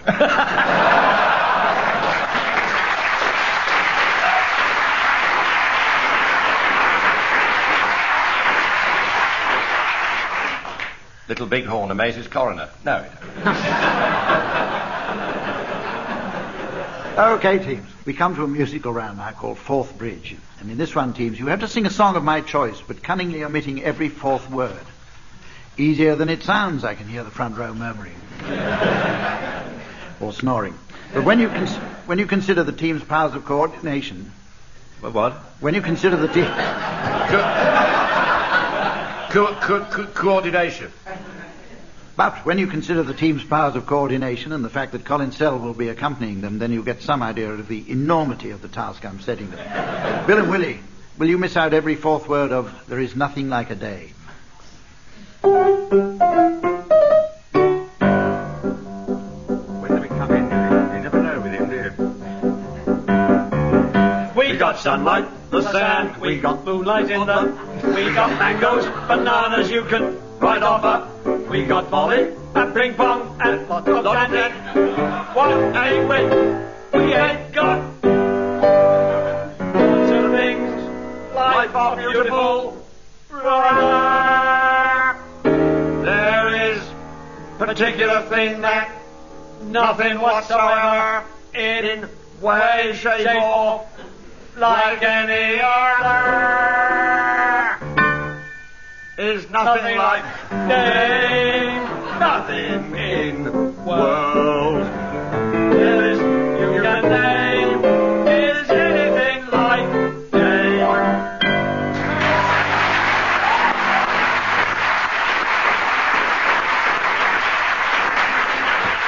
Well, you've got going after a shaky start there. But let's see what Graham and Barry can do with missing out every fourth word of Chattanooga Choo-Choo.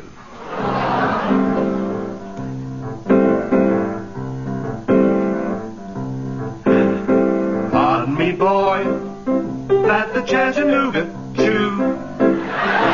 Track 20. Boy, you can shine. I afford to board Chattanooga Choo-Choo. Got my fare, just a trifle spare. You leave Pennsylvania Station about 3:45. A magazine, you're in Baltimore. In the diner, could be finer to have your eggs in. When you hear whistle blowing, ain't the bar, then no, it's Tennessee, not very far. All the coke, got to keep rolling, woo-woo. There you are.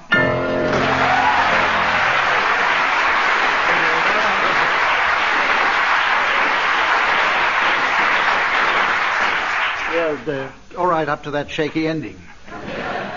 We've got a limited number of marks available in this series, so as they were both equally good, I'm not going to give any marks for that. I'm going to go on for a fascinating and informative game. It's called Initials. Teams, I'm going to give you some cryptic abbreviations, and I want you to suggest what they might stand for. And I shall give you the official answer afterwards. Graham, ABRTC. ABRTC. Absolutely bonkers. Rottweiler teeth cleaners.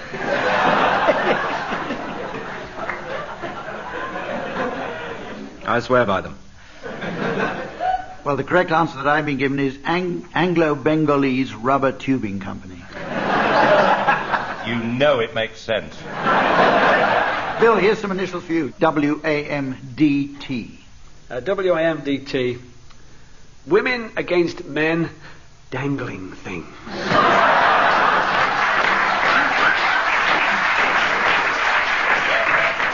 Well, you got half of it right, so you get half a mark. It's Women Against Media Distortion of the Truth. And incidentally, our audience here and listening at home would like to know that Samantha is, in fact, the president of that particular... Can men join? Barry. Anglo-Bengali Rubber Tubing Company. Has something to do with safe Sikhs.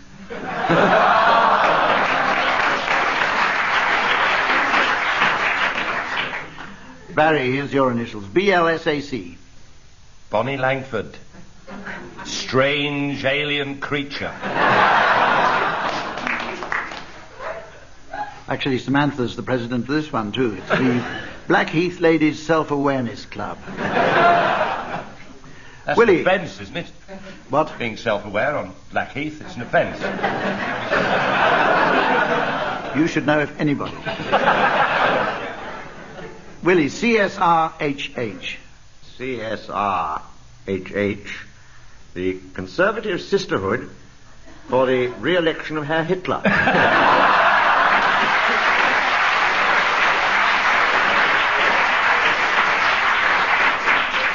And Samantha scores a hat-trick because she's also the president of this one.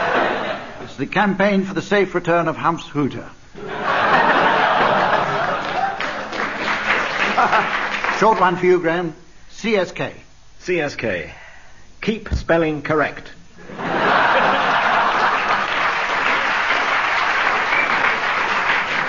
Much better than Campaign for Safe Kitchens. Right, Bill, we're going to give you another one now. GWRTFG. Oh, thanks, son. Geriatric Wrinkled Retainers Trouser Ferreters Guild. Don't tell me Samantha's one of those either. I think that's a paraphrase of the right answer. It's the Great Western Railway's Train Fanciers Gala. That's an offence as well. Barry, DAD. Disappear, Anne Diamond.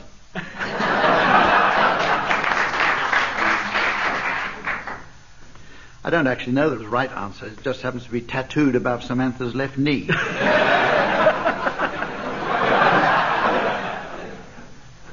Willie, M-U-G-B. M-U-G-B. Misprint upsets Germany Beadle.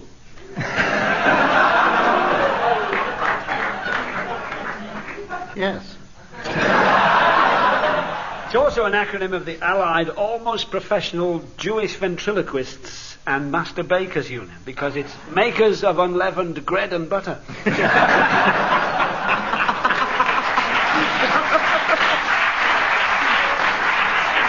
After which, I'm afraid Musicians Union Glasgow branch sounds great. Do you want any more? Shall I throw some more at you? Oh. I'll throw some more at you. What about HLER?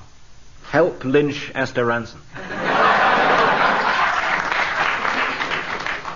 Humphrey Littleton eschews radishes. Hence lack of repeats. Do you want to know what that stands for? Oh, yes. I'm sure you do. It's the head of Light Entertainment Radio. We put that in there because he likes that.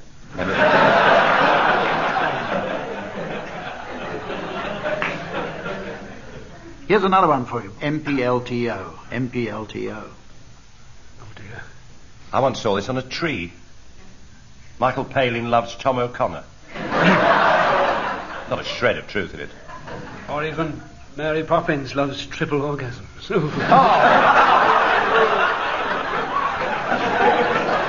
I say. I'm probably... I'd shift on if I was you. Pretend it never happened. It stands for Marshall's Purified Linseed Trumpet Oil. I should know that. On to the next one. This is a game coming up now called Gardeners Film Club. Teams, the Gardeners Club of Great Britain are about to hold their annual film gala. Can you suggest some of the films which will be on show? Barry, start off. Well, there's a new big screen version of Cagney and Lacey with Tyne Dahlia and Sharon Glesshouse. Willie. The Lone Hydrangea.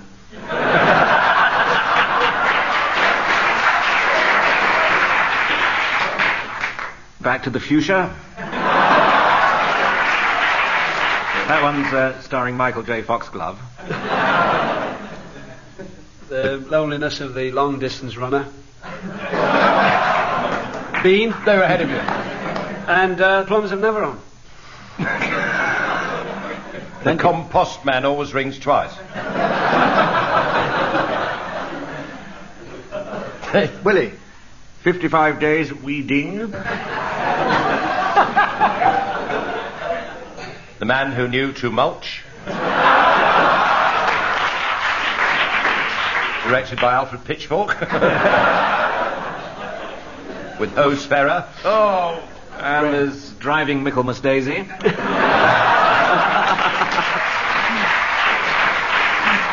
With Jessica Tansey. Oh. Gone with the Window Box. Oh, sorry. Oh, yes. Barry, come again. I didn't hear that. Gone with the Window Box. Starring Lorne Green and Patrick Mower. Not forgetting Victor Manure. Dances with Thrip. In which the famous Greta Grobrag said, I want to be alone. Sleeping with the Anemone.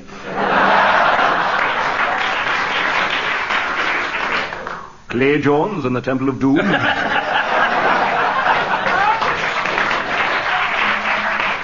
Let's go on to the next round. Okay. At this point in the programme, we were going to have a rendition of the theme from Newsnight by the ladies of the Motherwell Friends of Jeremy Paxman. But instead, we're going to play a game of Mornington Crescent. Now,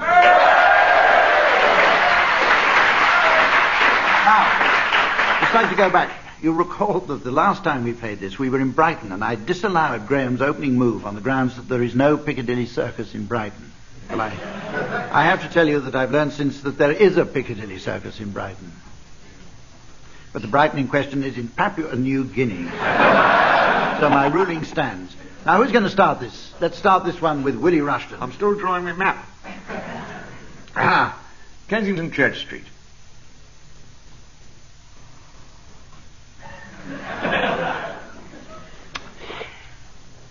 What are you writing? To my mother. Inspiration. Albert Bridge. Can you use people? Albert Bridge isn't a person. Oh, actually.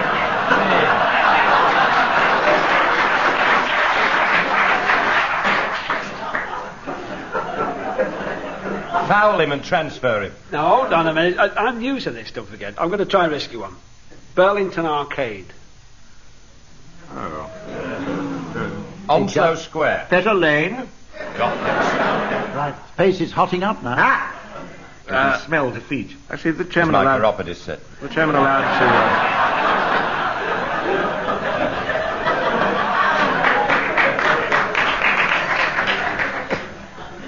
Victoria Station. Greek Street. You can't. Not after terminus. No. Are you challenging that move? Yes. Keep out of it, Hum. No, Greek Street... Greek Street doesn't go. It does. Of course It does, it does. actually, if you think about it. No. It does. Can't be. Come on, there's no point in playing if you're going to argue. You might as well pack the whole thing. Don't mind him. As he's... Listen, don't argue, It's Barry. a terminus north of the river. It's all right. As he's new, all right. If he said Waterloo, It's nothing to do with that. It's nothing to do with as he's new. You may think I'm just it's a bad allowable loser. under any circumstances. If he was the oldest hand at the... Listen, I don't have to do this.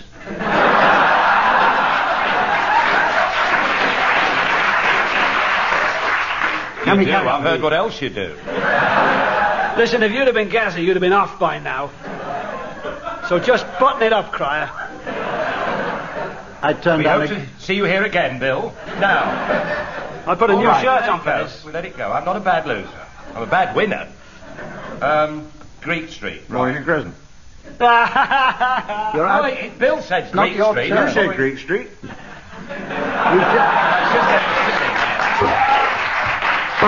Just being silly. Barry, I was echoing Bill. Barry, you're disqualified for saying the same move, playing the same move. I was Bill just Taylor. echoing Bill. It was a recap. I was recapping. You always say Morning No, Crescent after somebody repeats Listen, there the are one people at before. home who follow this game very carefully. I was and I don't know what they're recapping. going to make of this one. Let's ask the audience what they think. I think you may be right, sir. Romilly Street. Yeah, let's go from there. Egham High Street. Thank you, Fan. Googe Street.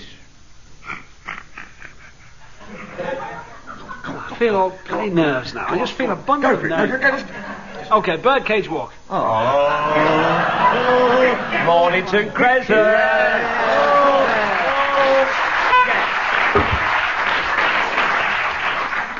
I don't know what against you, Bill. You're better than Tim. No, it was. I was trying to help you, Bill. Yes. You could have nipped in there and got there first. Yeah.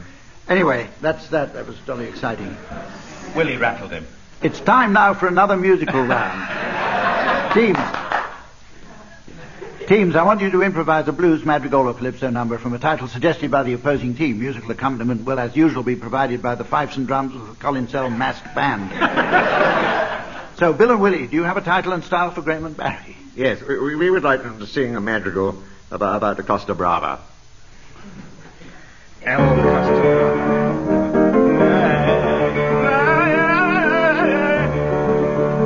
Sorry, last night.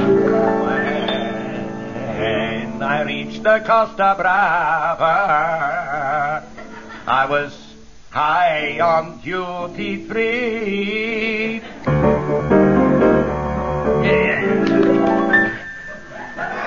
A lusty Spaniard came along as I paddled in the sea. I said you have the finest beach I ever saw in my life. He grabbed my castanets and said, "That's no beach, that's my wife."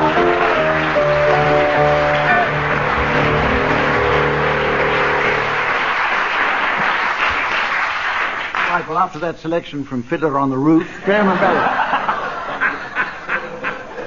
Graham and Barry, do you have a title and style for Bill and Willie?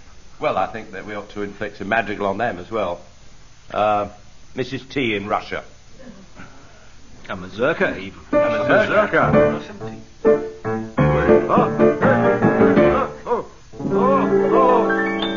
I feel the Spaniard coming back again. As I was walking through Red Square and passing Lenin's tomb, a painful business.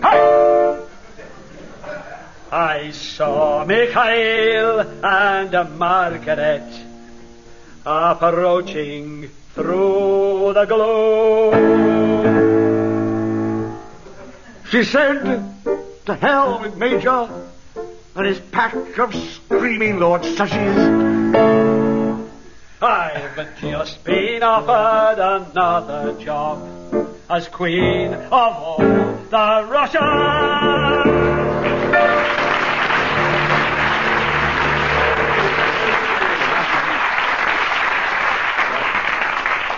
Well, that's very nearly the end of the programme. We've just got time now for some limericks. And Bill, I'm going to give you a first line for your limerick. It's one evening while playing at whist. Oh, here we go. There we go. Achtung, meinen.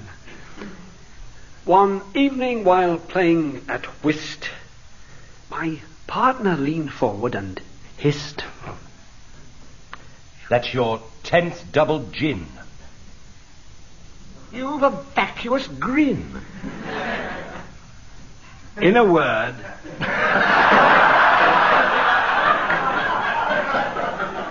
Oh, you're getting the gist.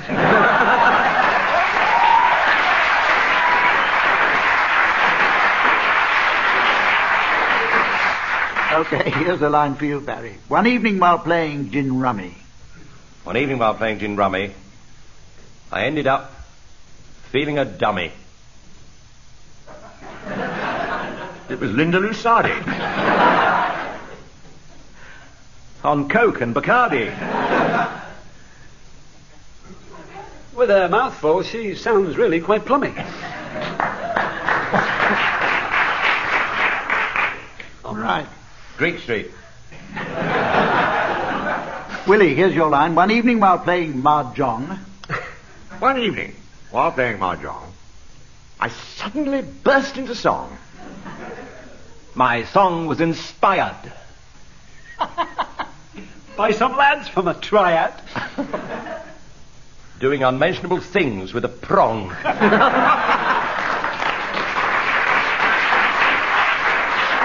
Okay, Graham now. Graham. One evening while playing canasta. One evening, while playing canasta, my hostess produced some warm pasta. Poured it over my head. And jovially said, "How's that for an albino rasta?"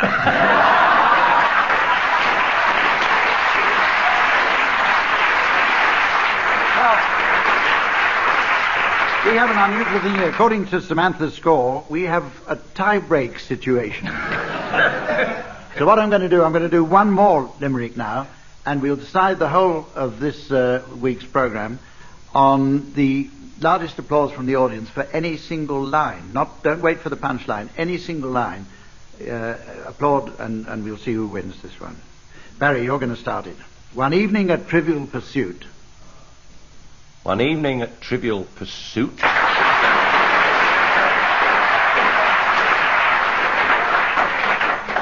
I'll leave. Danny. You're giving out bananas, aren't you? Hang on. I got who played the name role in Clute.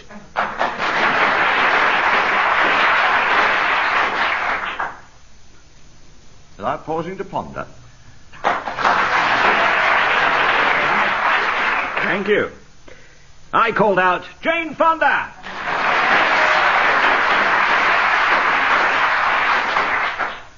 But it wasn't, of course. It was Donald Sutherland. Well,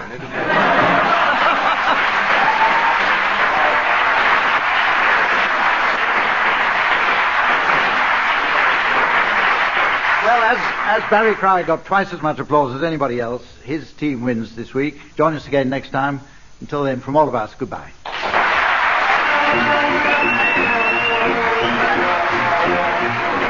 Barry Cryer, Graham Garden, Willie Rushton and Bill Tidy were being given Silly Things to Do by Humphrey Littleton, with Colin Sell setting some of them to music.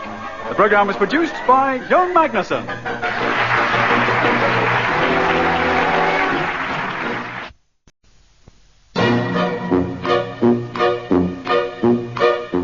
we present I'm Sorry I Haven't a Clue, the antidote to panel games.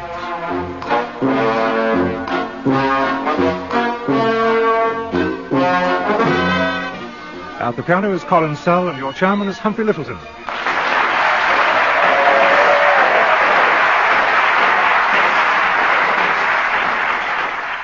Hello, and welcome to what was to be an edition of Challenge Humph. But as neither myself nor Samantha can get into our wetsuits, we're going to play some...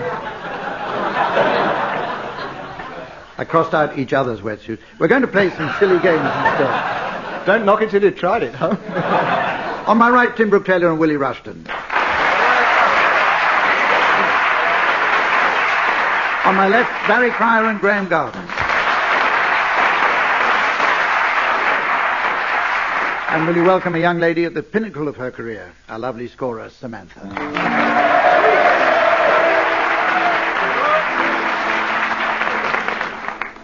Our first round takes as its premise the poverty of the entertainment industry. So, teams, would you suggest some cost-cutting mergers, please? Barry, you start. Well, they're making a new film. It's an old and a new. They're mixing Louisiana Story and Indiana Jones and the Last Crusade in a big new film called Lou Crusade. The producers of Broadcast News and Sex, Lies and Videotape are making a remake, and they're calling it Sky TV. The world of... Oh, sorry. No, you go, because you're younger than I am. But only by 10 or 12 years. The worlds of TV, cinema and sport are combining. And in fact, they're putting together Black Eyes and The Colour Purple and getting 3 rounds with Mike Tyson. The cook, the thief, his wife and her lover, Oscar Wilde, the baker's wife, Monsieur Butterfly, the Phantom of the Opera, and the Woman in Black, and Noel and Gertie are the England 11 for the first test in the West Indies.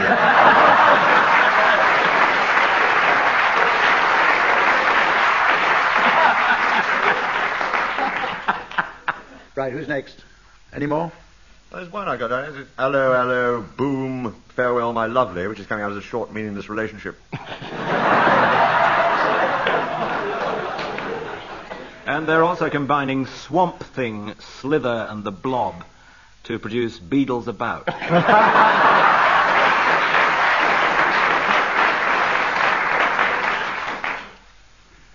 Remake of The Great Detective with Ceausescu and Baby Doc called Ciao Baby.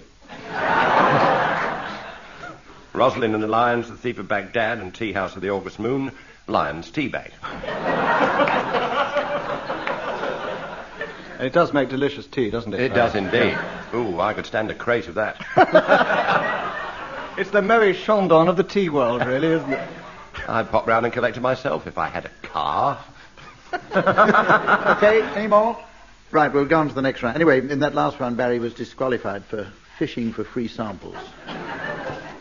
This is the point when I inform the teams of the late arrivals they'll be announcing at the end of the programme, and this week I'll be asking teams for the late arrivals at the Detectives' Ball. The Detectives' Ball. Detectives.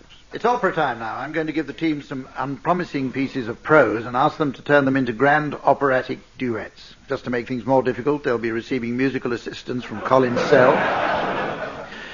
Samantha will be taking the part of Brunhilde, Queen of the Nibelungs, and the winners will receive an autographed breastplate each.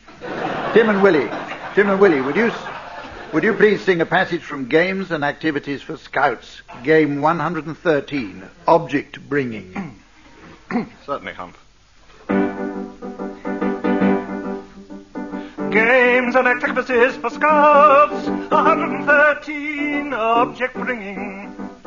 This game requires quick action among patrol members operating from patrol corners. It may be desired to have some staves and knotting ropes available. A leader calls out objects which are brought to him.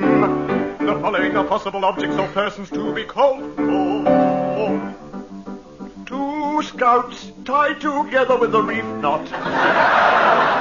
A round turn and 2 half hitches on the left leg of a scout. A scout wearing 2 shirts. A piece of white cloth. Highly necessary.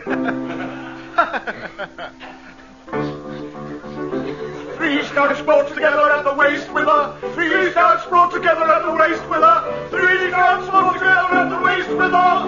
Have not.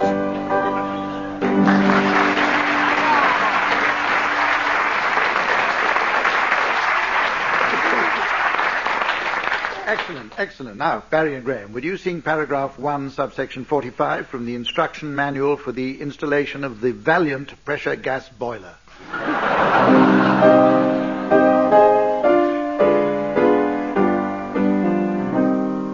Check components. Burner pressure. Test nipple. Injector screw. Gas inlet pressure. Test nipple. Adjusting screw for pilot flame. Adjust the appliance as follows.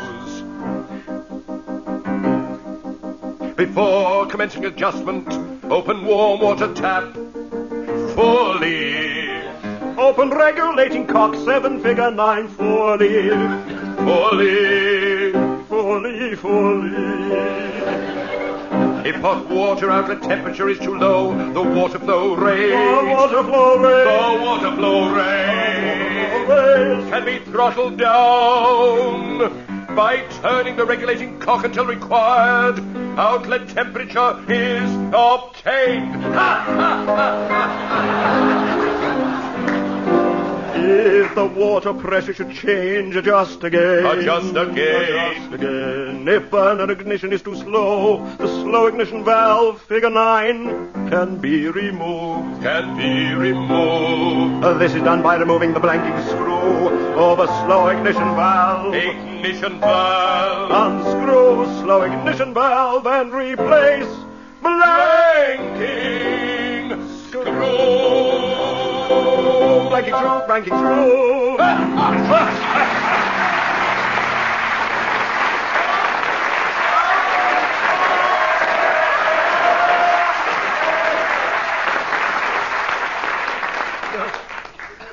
At this point, we were hoping to have a reenactment of the Indian Mutiny by the Penge Floral Society, but instead, we're going to play a game of Call My Bluff. I'm going to ask the teams to guess the meaning of a word, after which I'll choose the least embarrassing. Graham, would you start now? The word is armadillo. Armadillo. Not what it sounds like, in fact. It's...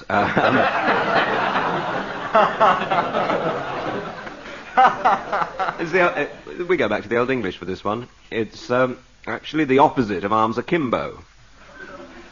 As in, there she stood, armadillo.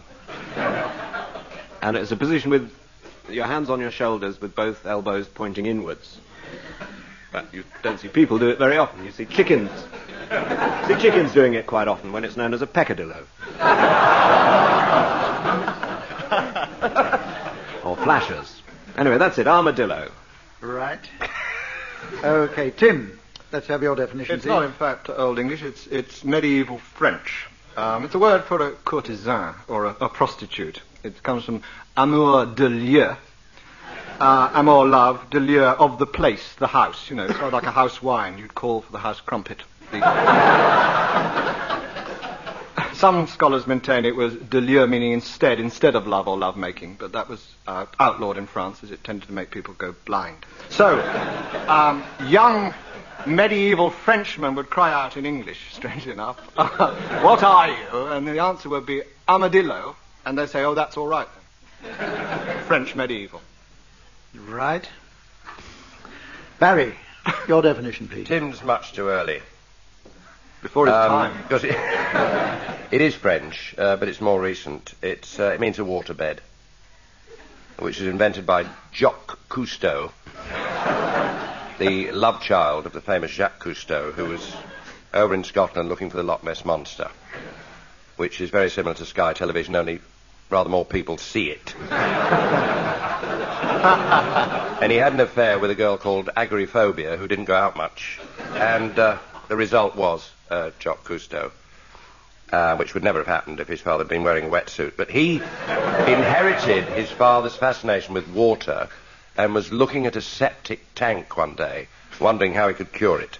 And suddenly, the blinding flash like St. Paul on the road to Damascus, he thought of the waterbed, which he perfected and patented and indeed privatised. And it was launched by Moira Anderson wearing a schnorkel and singing the theme from Splash. And then he had to think of what to call it. And in tribute to his father, he thought it must be French, so he thought bed of water, lit d'eau. But this had already been used by a theatre in Paris. So, bearing in mind his love of water and the romantic overtones of a waterbed, he actually called it Amour de l'eau. Amour de l'eau, which means a horny animal in South America or a waterbed.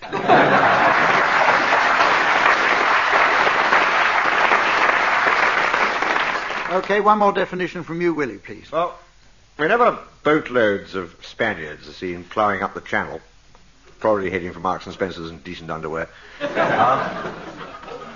this is the traditional cry of bowling folk on Plymouth Hoe. They shout out, Armada, hello!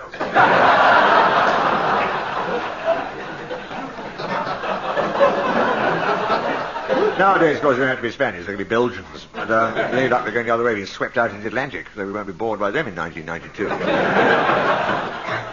Is that it? That's it. Armada, hello. Right, now I've got these 4 definitions. I've never won this round yet, but the opposite of arms akimbo, I can't believe in that one. Even more far-fetched was Tim's. I might have gone for Barry's waterbed if I hadn't dropped off. Drowned. And the bowling, hazard, really. Typical Willie Rushton far-fetched thing. I don't go for that at all. I'm going to go for Tim's. Tim, will you show your card, please?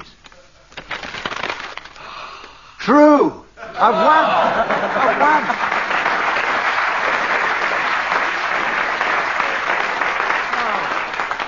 After all this time. Well done, Hart. Wonderful. Well thanks. done. Okay. This game's called Historical Headlines. I'm going to give the team some famous events in history and ask them to suggest the next morning's headlines in the style of a particular newspaper, which they will specify. If at any point I disapprove strongly, you'll hear this. Unless I give Samantha a go, in which case you'll hear this.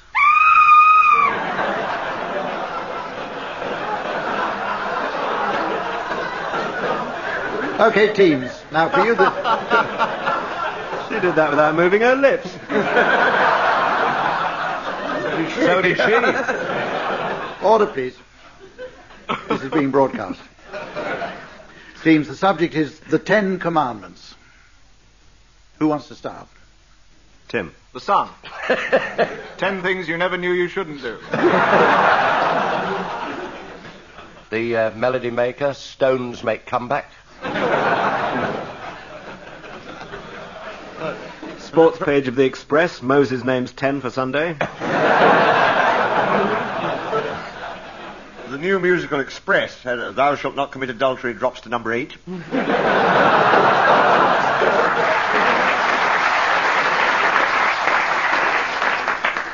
Sober one from the Times, graven image manufacturers protest at new guidelines.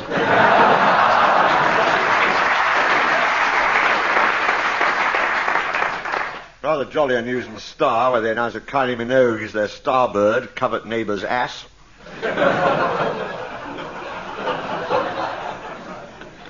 Well, in order that we can plumb the depth of bad taste even further, here's another one for you.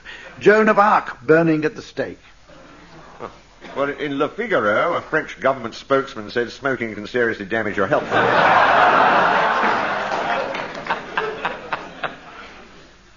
Daily Mail, English hooligans burnt my daughter, says Mrs. R.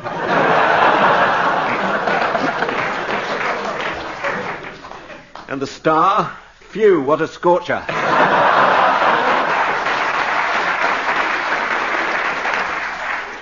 Green News, wood-burning French threat to ozone layer. Good news in the cricketer, England win Ashes.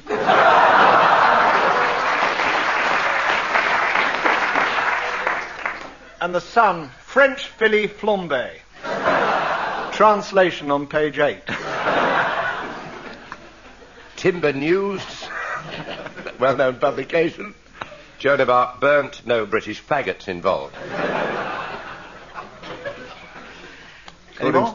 Yes, according to The Independent, Judge Pickles takes off 3 logs for good behaviour.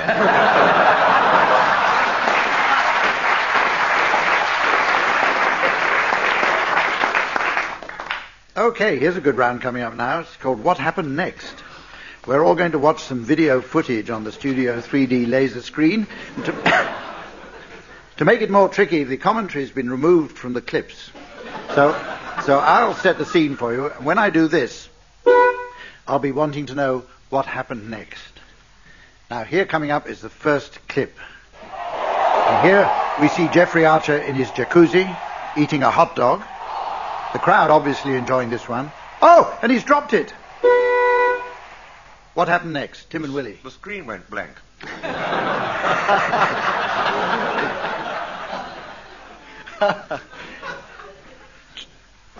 The jacuzzi started to bubble, didn't it? The hot dog bit him. It was a Jack Russell Vindaloo. No, he bit the Jack Russell. He wrote a novel about it. Whatever happened next. That's it. That's Well, right. Very badly. Let's do another one. Now, here's the Queen Mother lighting from her carriage to begin a walkabout. What happened next? I think a hat fell off and hit the wicket. I knew the previous clip, actually. What you probably don't know is it wasn't a jacuzzi before Jeffrey Archer got into it. Such are the effects of Jack Russell Vindaloo. Open the Vinder, rush for the loo. A quiver full of bubbles. Her hat falls off. So what but the brown was behind the pink, as you noticed. And the pole snapped in two. Yes. At the end of her run So she falls back, smashing the ready mixed gin and tonic. And the umpire comes on and takes her off because she hasn't got an identity card. Right. Well, in fact, teams, you're all correct. Everything you mentioned did in fact happen. In what Buckingham Palace described as an unusually eventful day for the Queen. Right, here's a musical round called the Bad-Tempered Clavier, alternatively known as If You've Got It, Flaunt It. It features Colin Sell's uncanny knack for playing the piano badly. Teams, against stiff opposition, you must attempt to sing the song of my choice, totally in tune. And the winner will receive 7 points and a Diamante muffin. Barry and Graham, with the quote, assistance, unquote, of Colin Sell, will you sing perfectly in tune the lovely old song, Danny Boy? Oh, yes.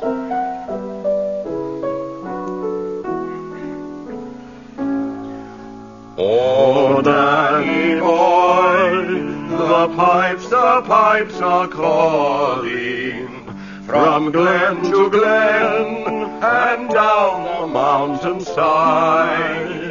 The summer's gone and all the roses falling. It's you must go and you and I must bide.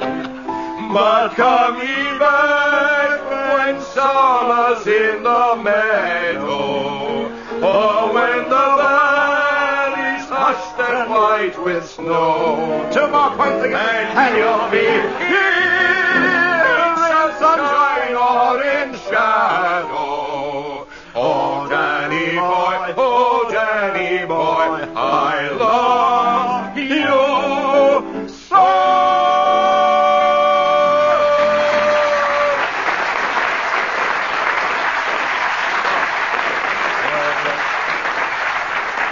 Wonderful, not a note out of place. Tim and Willie, it's your turn now. From you, I meant, Colin, yeah. Tim and Willie, now, will you sing Cheek to Cheek? Do we have the song?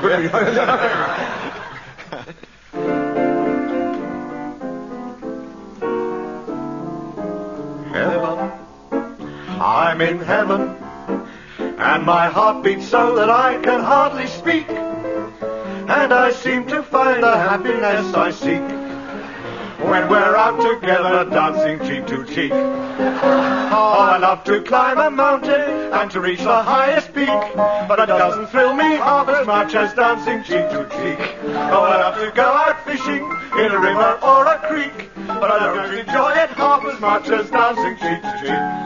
Dance with me, I wonder about you. The charm about you will carry me through to heaven. I'm in heaven, so that I can hardly speak, and I seem to find the happiness I seek when we're out together dancing cheek to cheek, cheek to cheek to cheek to cheek to cheek to cheek to cheek.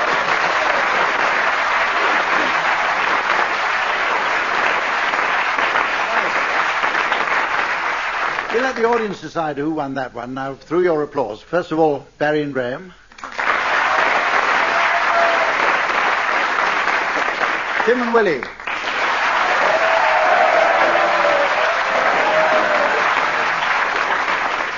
Colin Sell.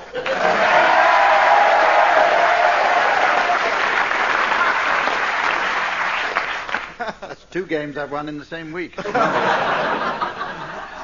this stage in the programme, we were hoping to have members of the Dudley Women's Institute wrestling in mud, but instead of that, we're going to play Mornington Crescent.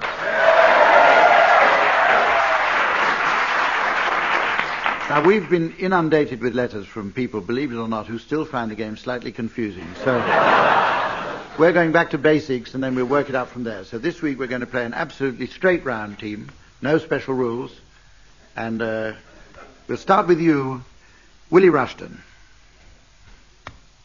Cathcart Road. St Pancras.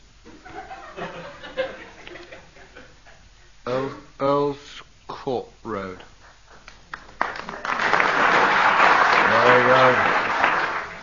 Never leaves you, does it?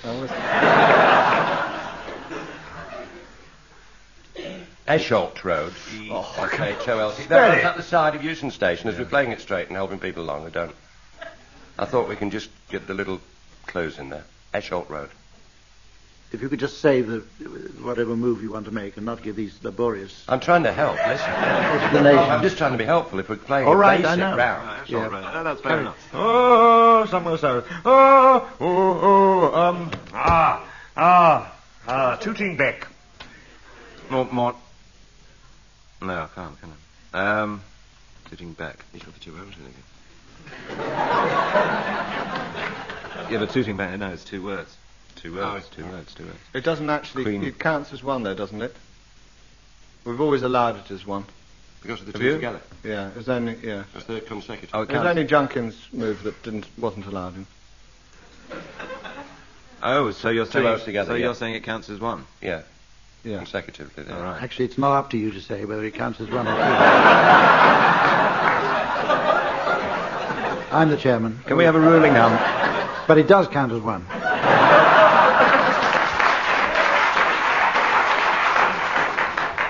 Mornington Crescent. Yep. Yeah.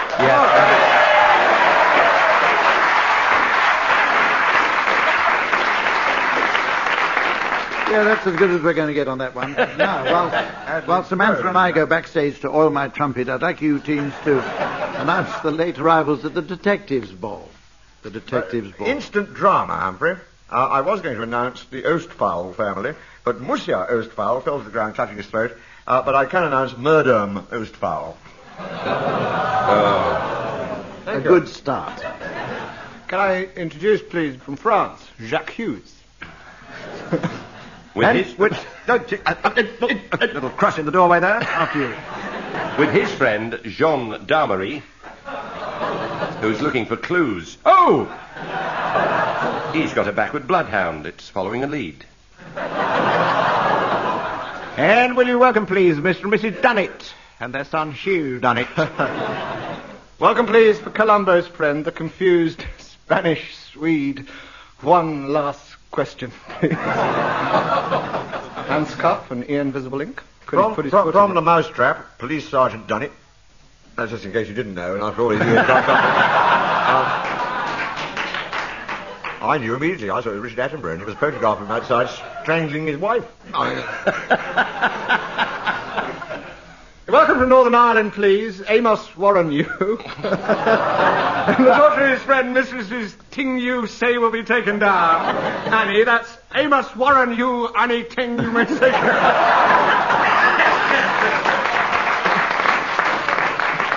warm welcome for Colonel Mustard in the conservatory with a hammer. Or with a lead piping. That's a lead piping. And his manslaughter. From Korea, welcome please, the ginseng detective. I don't know why. Oh, to Willie's friend from B Division, the stinging detective. Waspish. Also Mr. and Mrs. Lanyard and their son Scott. What division are you with, Inspector? D. Oh, it's Inspector Morse. Well, ladies and gentlemen... And Willie, welcome, of course, Mr. and Mrs. Mr. and Mrs. Combs and their daughter Shirley Combs. Their friend Dr. Time Out, who's taken over from Dr. What's On.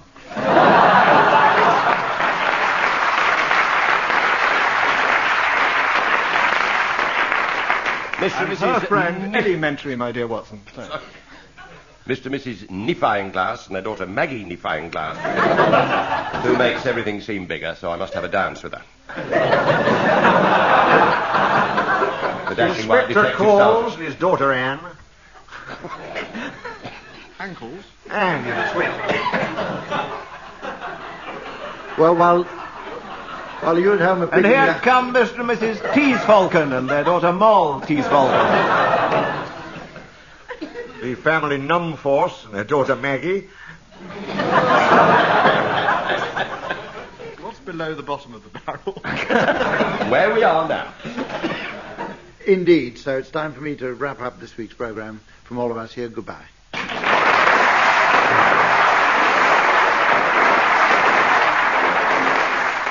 Barry Cryer, Graham Garden, Willie Rushton and Tim Brooke-Taylor have been given Silly Things to Do by Humphrey Littleton, with Colin Sell setting some of them to music. The programme was produced by Ewan Magnuson.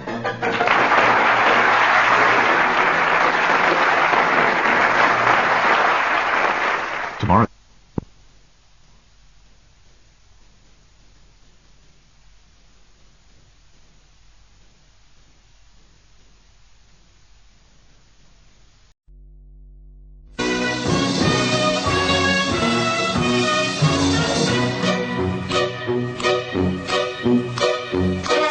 We present I'm Sorry I Haven't a Clue, the antidote to Panelgate.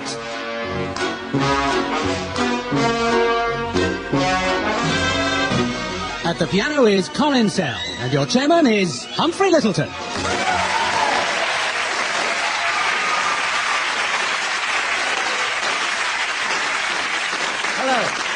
Hello and welcome again to I'm Sorry I Haven't a Clue, the show which does for entertaining panel games what being hit repeatedly on the head with a large croquet mallet does for small frogs. Also I'm told. And the teams are on my right, Willie Rushton and Tim Brooke-Taylor.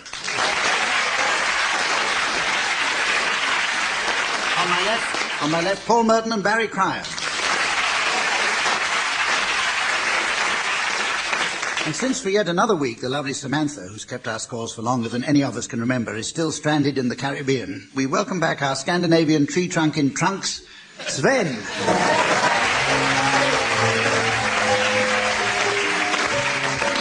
Sven, as you may have gathered, is a former member of a group of young men who devote their lives to providing innocent pleasure to women by means of a touring theatrical entertainment. They call themselves the Chippendales. The show, as I understand it, is a heady blend of hypnotic pelvic gyration and 18th century antique furniture.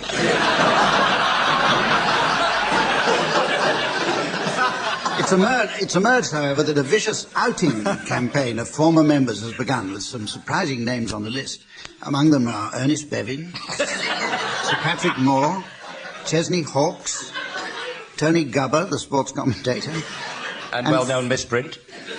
and Frank Boff. And we can exclusively reveal the top Radio 4 announcer, Peter Donaldson, was himself once a member, as this disturbing archive recording will verify. Hello, girls. Get a look at this. Right now, we go on to the first game. If you're even half famous these days, there's a lucrative market in autobiographies. And to this end, I gather, personalities such as Paul Gascoigne are taking special writing lessons. In our first game, which is called Biographies, I'd like you teams to suggest some suitable titles for the biographies of famous or half-famous people. Willie, will you start? The life and times of the proprietor of the Sun is called Screaming Blue Murdoch. It's probably more entertaining than that, actually. Derek Jameson's Cockney git?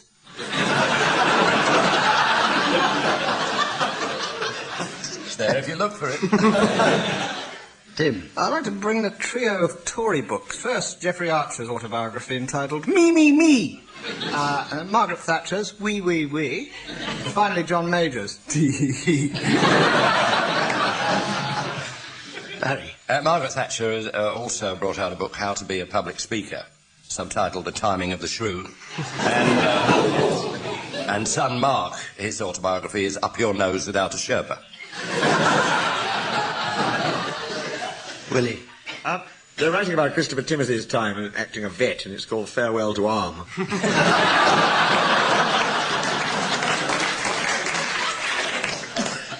I'd like to plug the second volume of your autobiography, Humph, Blowing My Own Trumpet Again. Anne Robertson, A Real Winker.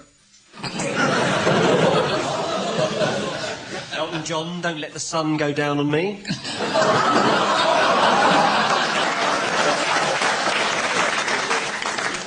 True to form, Paul. That was one of his records. Neil Kinnock's autobiography, My Story, History, Chronicle, Legend, Narrative, Saga, Curriculum Vitae. Lady Rain Spencer, Home Decorating for Fun and Profit. Richard Branson, I upped my income, up yours.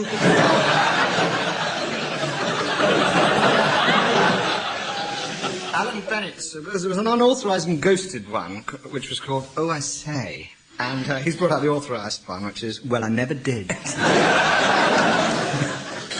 Kenneth Baker, All Things Trite and Dutiful. Any more? No. Right. Our next game's called Grand Opera. I shall give the team some unpromising pieces of prose and ask them to turn them into grand operatic duets with the aid of the mass strings of Colin Sell's piano. If he's awake this time. Incidentally, you may have read that Barry Crow's worth a visit in the Barber of Seville. Well, this is a misprint. It should have said that Barry Crow paid a visit to a barber's in Mill Hill. And he could do without the attention. Nice haircut, by the way, Barry. Tim and Willie, will you sing from Act 2, Scene 1 of The Caretaker by Harold Pinter? Well, nothing. Pause. What's your name? I don't know you, I don't know who you are. Pause. Eh? Jenkins. Jenkins, yes.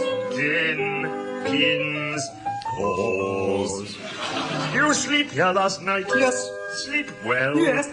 I'm awfully glad. It's awfully nice to meet you. Pause. What did you say your name was? Jenkins. I beg your pardon? Jenkins. Pause. Jenkins.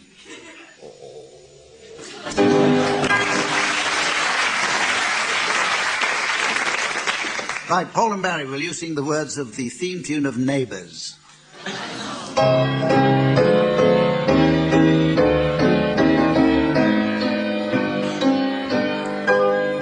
Neighbours, everybody needs good neighbours. Just a friendly wave each morning helps to make a better day. Neighbours need to get to know each other. Next door is only a footstep away.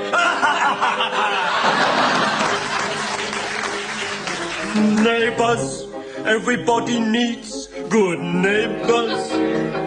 With a little understanding, you can find the perfect blend. Neighbours should be there for one another. That's when good neighbours become good friends. That's when good neighbours become good friends.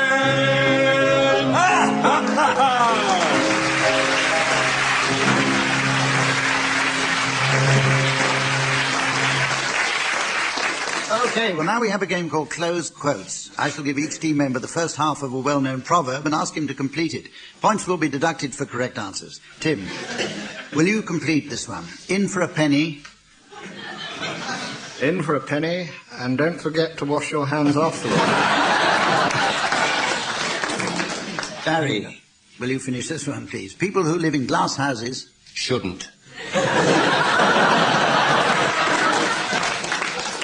Okay, Willie. Once bitten, twice... Once bitten, twice licked. That's enough foreplay. Sounds like a Merton to me, that one. Oh, dear. Paul. The way to a man's heart is through his... A chest cavity with a chainsaw.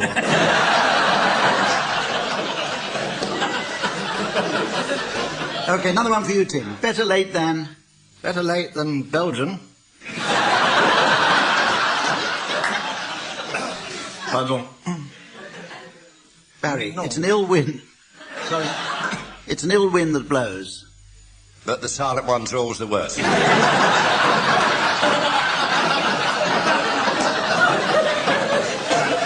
Right, Willie, see no evil, hear no evil. See no evil, hear no evil, your television's exploded.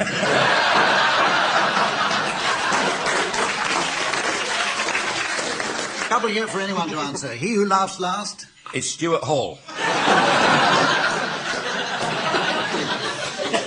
And here's another one, finally. What goes up must... What goes up must be your decision, Myrtle.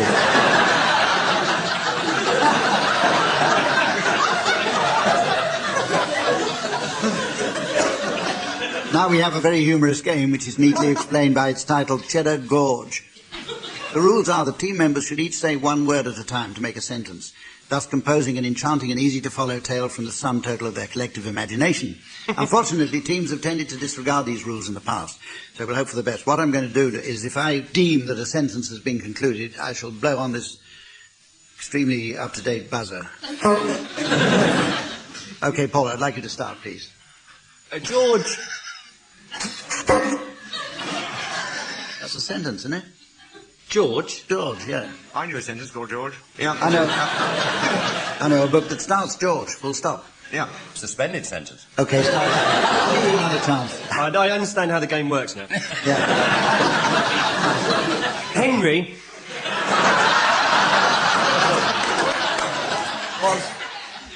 Was in one of the rooms that led to the other side of the mountain. You don't sound like a full stop. It just like a very deep voice. There was a final cadence there. No, that's Really loses the points. Then... I find it very difficult. Very difficult to start sentences, but I have this very low cadence. You can start another one then. Oh. You've lost the point. There's no George. possible hope of getting it back, but start another one. George was in the bathroom when he saw a large, huge, oleaginous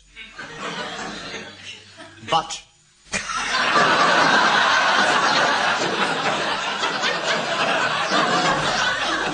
Cute. And fetching yet somehow in a sort of strange way, not unusual, in another bathroom somewhere over the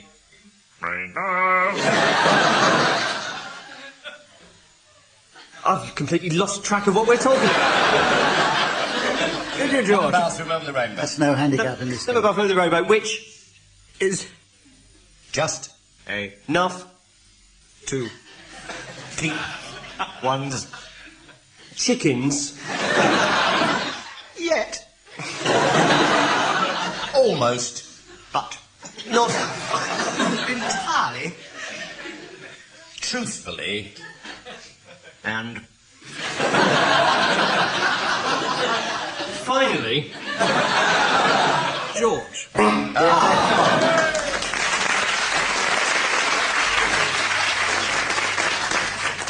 Now to our version of the hilarious TV programme Call My Bluff, in which panellists give definitions of unusual words. As someone who takes a healthy interest in our language, I sometimes notice words which people often use without their meanings ever being really explained. Teams, I shall give you a word to define, and I shall be awarding points to whichever definition I decide is nearest the truth. And here's the word coming up now. Hedgehog. And I'd like you to start, Barry. Hedgehog. It's a Tibetan penance. Tibetan monks in Lhasa. That's Lhasa with an H, not Lhasa with no H, because Lhasa with an H spells laser. These monks, who are known as lamas, because they have a large bump on their head, like the hump of the other lama. That's lama with two L's, not lama with one L, because lama with one L is a monk. They're working monks, and where they live, the lamasery, a sort of monastery of labour, is at the top of a hill, and every month they allow the stubble on their shaven heads to grow a bit, to cushion the impact, because they go up that hill at a steady pace on their heads. This race is started by two lamas in the monastery ringing the bell, sort of lama lama ding dong. And they go bouncing up on their heads, hence the bump. So it is a stubble run up a hill, a hare jog.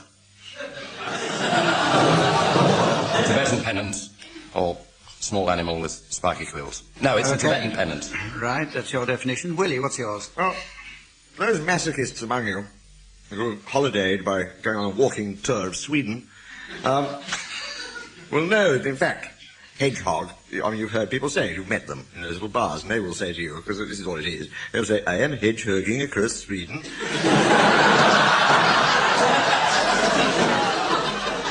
Or you stop in your car and you get in and say, I am a hedgehogger, could you take me to Oslo, please? Whatever the capital of Sweden is.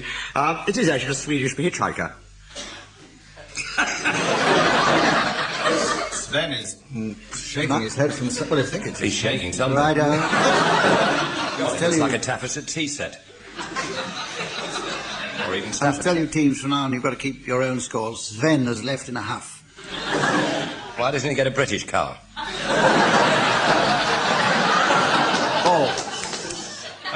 Well, it's actually pronounced hedgehog. And it's... you would be familiar with this word if you were a native of the Amazon basin, because the hedgehog is the eldest member of the tribe who has the full geography of the area inside his head. So hence sort of geography head abbreviated and backwards is hedgehog. So it means like the wisest member of the tribe. Right, Tim? Well, Barry very cleverly tried to confuse us by taking the real definition and taking it to another part of the world, because he knows the modern Yorkshire word minted by Yorkshire women to describe the exclamations of disbelief made by their menfolk to the suggestions of sensible diet and exercise. Hedgehog is just one of these, but it's often used as a generic word to cover all. And hedgehog, for example, could be the reaction to cutting down on drink. Only 6 pints a day, or healthier eating. No gravy with chip and sugar butties. Well, the original word to cover all in the reaction to the suggestion that fitness might be improved with a run in the early morning, thus... A jog?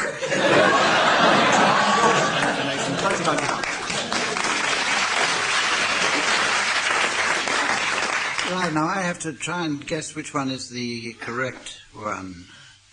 Barry's is obviously a bluff, because he didn't know what he was talking about. Llamas don't have bumps or humps. Not on their backs, anyway. Swedish hitchhiker offended Sven, and I don't, because I have to sit next to him all the time, so I disregard that one. York's explanation. The problem with Tim's was that he gabbled it, and I didn't really get an idea of what he was saying. So I'm going to go for the Amazonian hedgehog. Paul. True or bluff? Oh.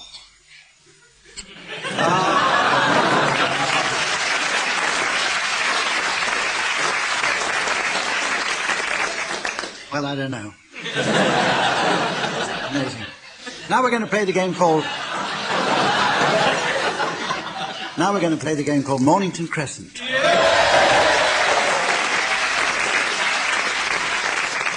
We've had some complaints that the rules have been getting too complicated. So, to prevent confusion, we shall play teams by the original and modern rules this time. It's a contradiction in terms.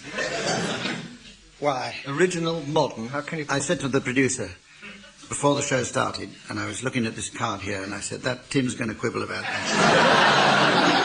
He's a new producer. It's the original modern rules. There are original ancient rules, and there are original modern rules. Both of them were at one time original before they became elaborated. Well, perhaps you'd explain what they are, then. I don't have to explain it this time. We've been playing this game for 15 years, for goodness sake. Who's going to start? Tim, you better start. I suppose I can, with the original modern rules, start with the Albany. Euston Road. Lexington Street. St Martin's Lane.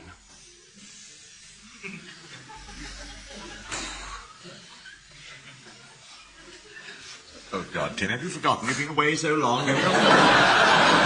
You don't see what he's been, what he's doing. He's doing very well, I'll tell you that. I know he is. A clue, he's pathetic. Westbourne Grove. Pall the Mall. Ooh. Pall the Mall? I changed in time. I was only halfway in. Pall the Mall. Yes, exactly. Pall the Mall, Mop the Hoople, we know them all.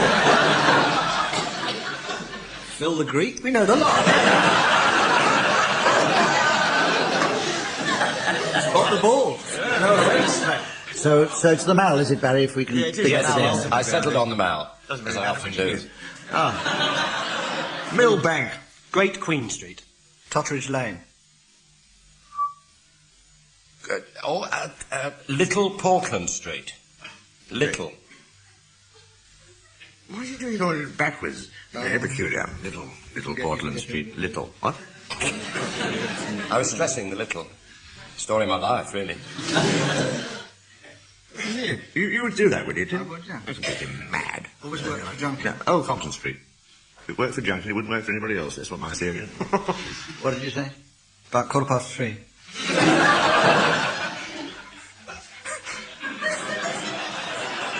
Have you actually made your move? I did. Old Compton Street, and he's bemused and flummoxed. Quite rightly. Paul, it's up to you. Fulham Palace Road. Marylebone Station. Seven Sisters Road. Oh.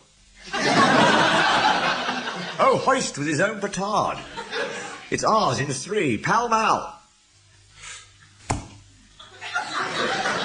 Oh, yes. He fairly can't do anything, can he? No. Charlotte Street. Mornington Crescent. And John.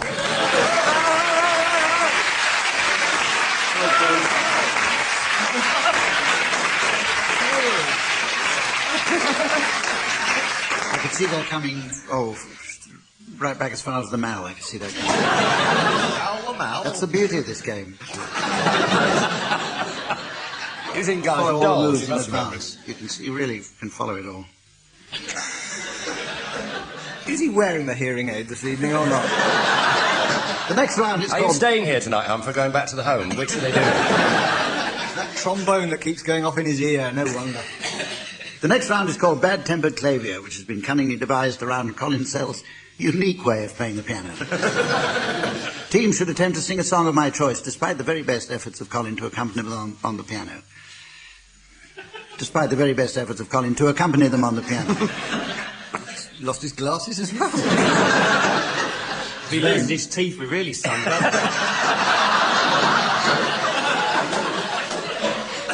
They're in the glass. Sven's drunk them. Sven smiling at us with Hum's teeth.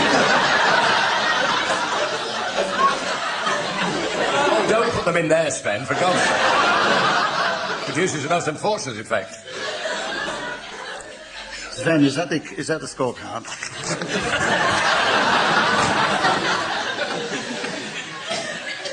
Right, Paul and Barry, will you try and sing Love, This Is My Song?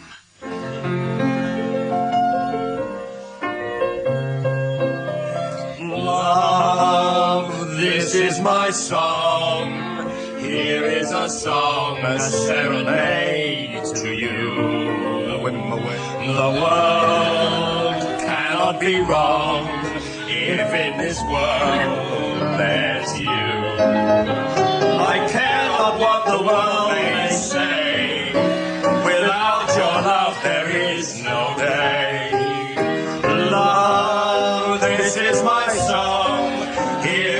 song to serenade to you.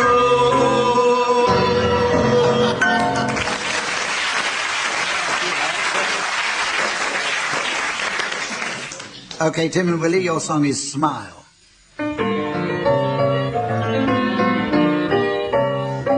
Smile though your heart is aching, smile even though it's breaking.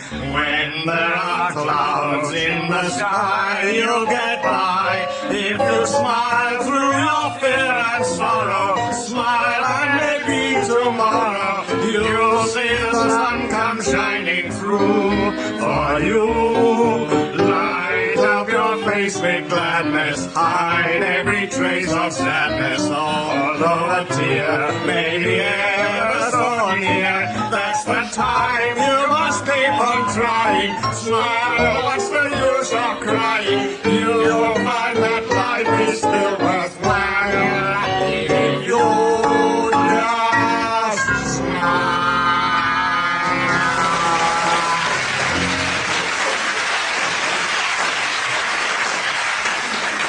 Colin, I don't know if anybody's told you, but you're supposed to mess up the accompaniment, which I'm unusual. Well, years of practice, are they waiting? Open the lid, open the lid. Before there are any more interruptions from the piano player, we've almost come to the end of the programme, and I have to admit it almost makes me shed a tear. I probably would if I wasn't so very glad to be going home. So, as Sven hangs up his trunks for the last time. Well hung, Sven.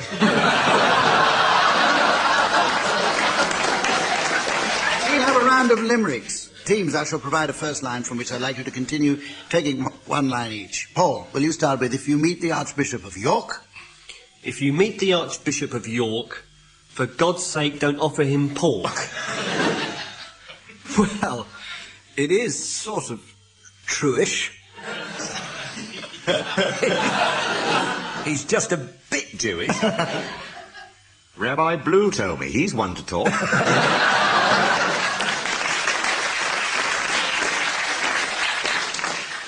Tim, this next one doesn't scan, in fact, but it doesn't matter. For you, it doesn't matter. These are the modern ancient rules. Your line is, an old bishop late of Bath and Wells. An old bishop late of Bath and Wells. Well done, Tim, that's used to break up his room in hotels. Yes, he did. Then he'd rip off his gaiters. Abused several waiters. Well, he was never one for the girls.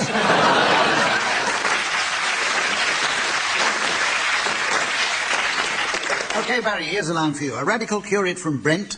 A radical curate from Brent. Steady spin.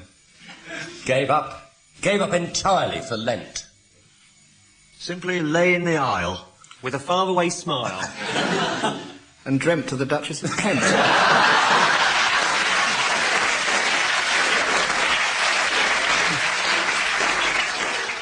Right, Willie, here's your line. In a laundrette, I bumped into the Pope. In a laundrette, I bumped into the Pope. He said, I've given up hope. He simply lay in the aisle. With a faraway smile. While we hit him with soap on a rope.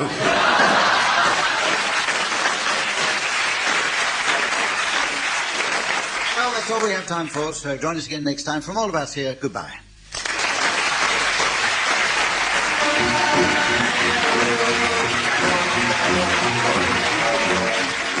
Pryor, Paul Merton, Tim Brooke Taylor and Willie Ruston were being given silly things to do by Humphrey Littleton, with Colin Sells setting some of them to music. The programme was produced by John Naismith.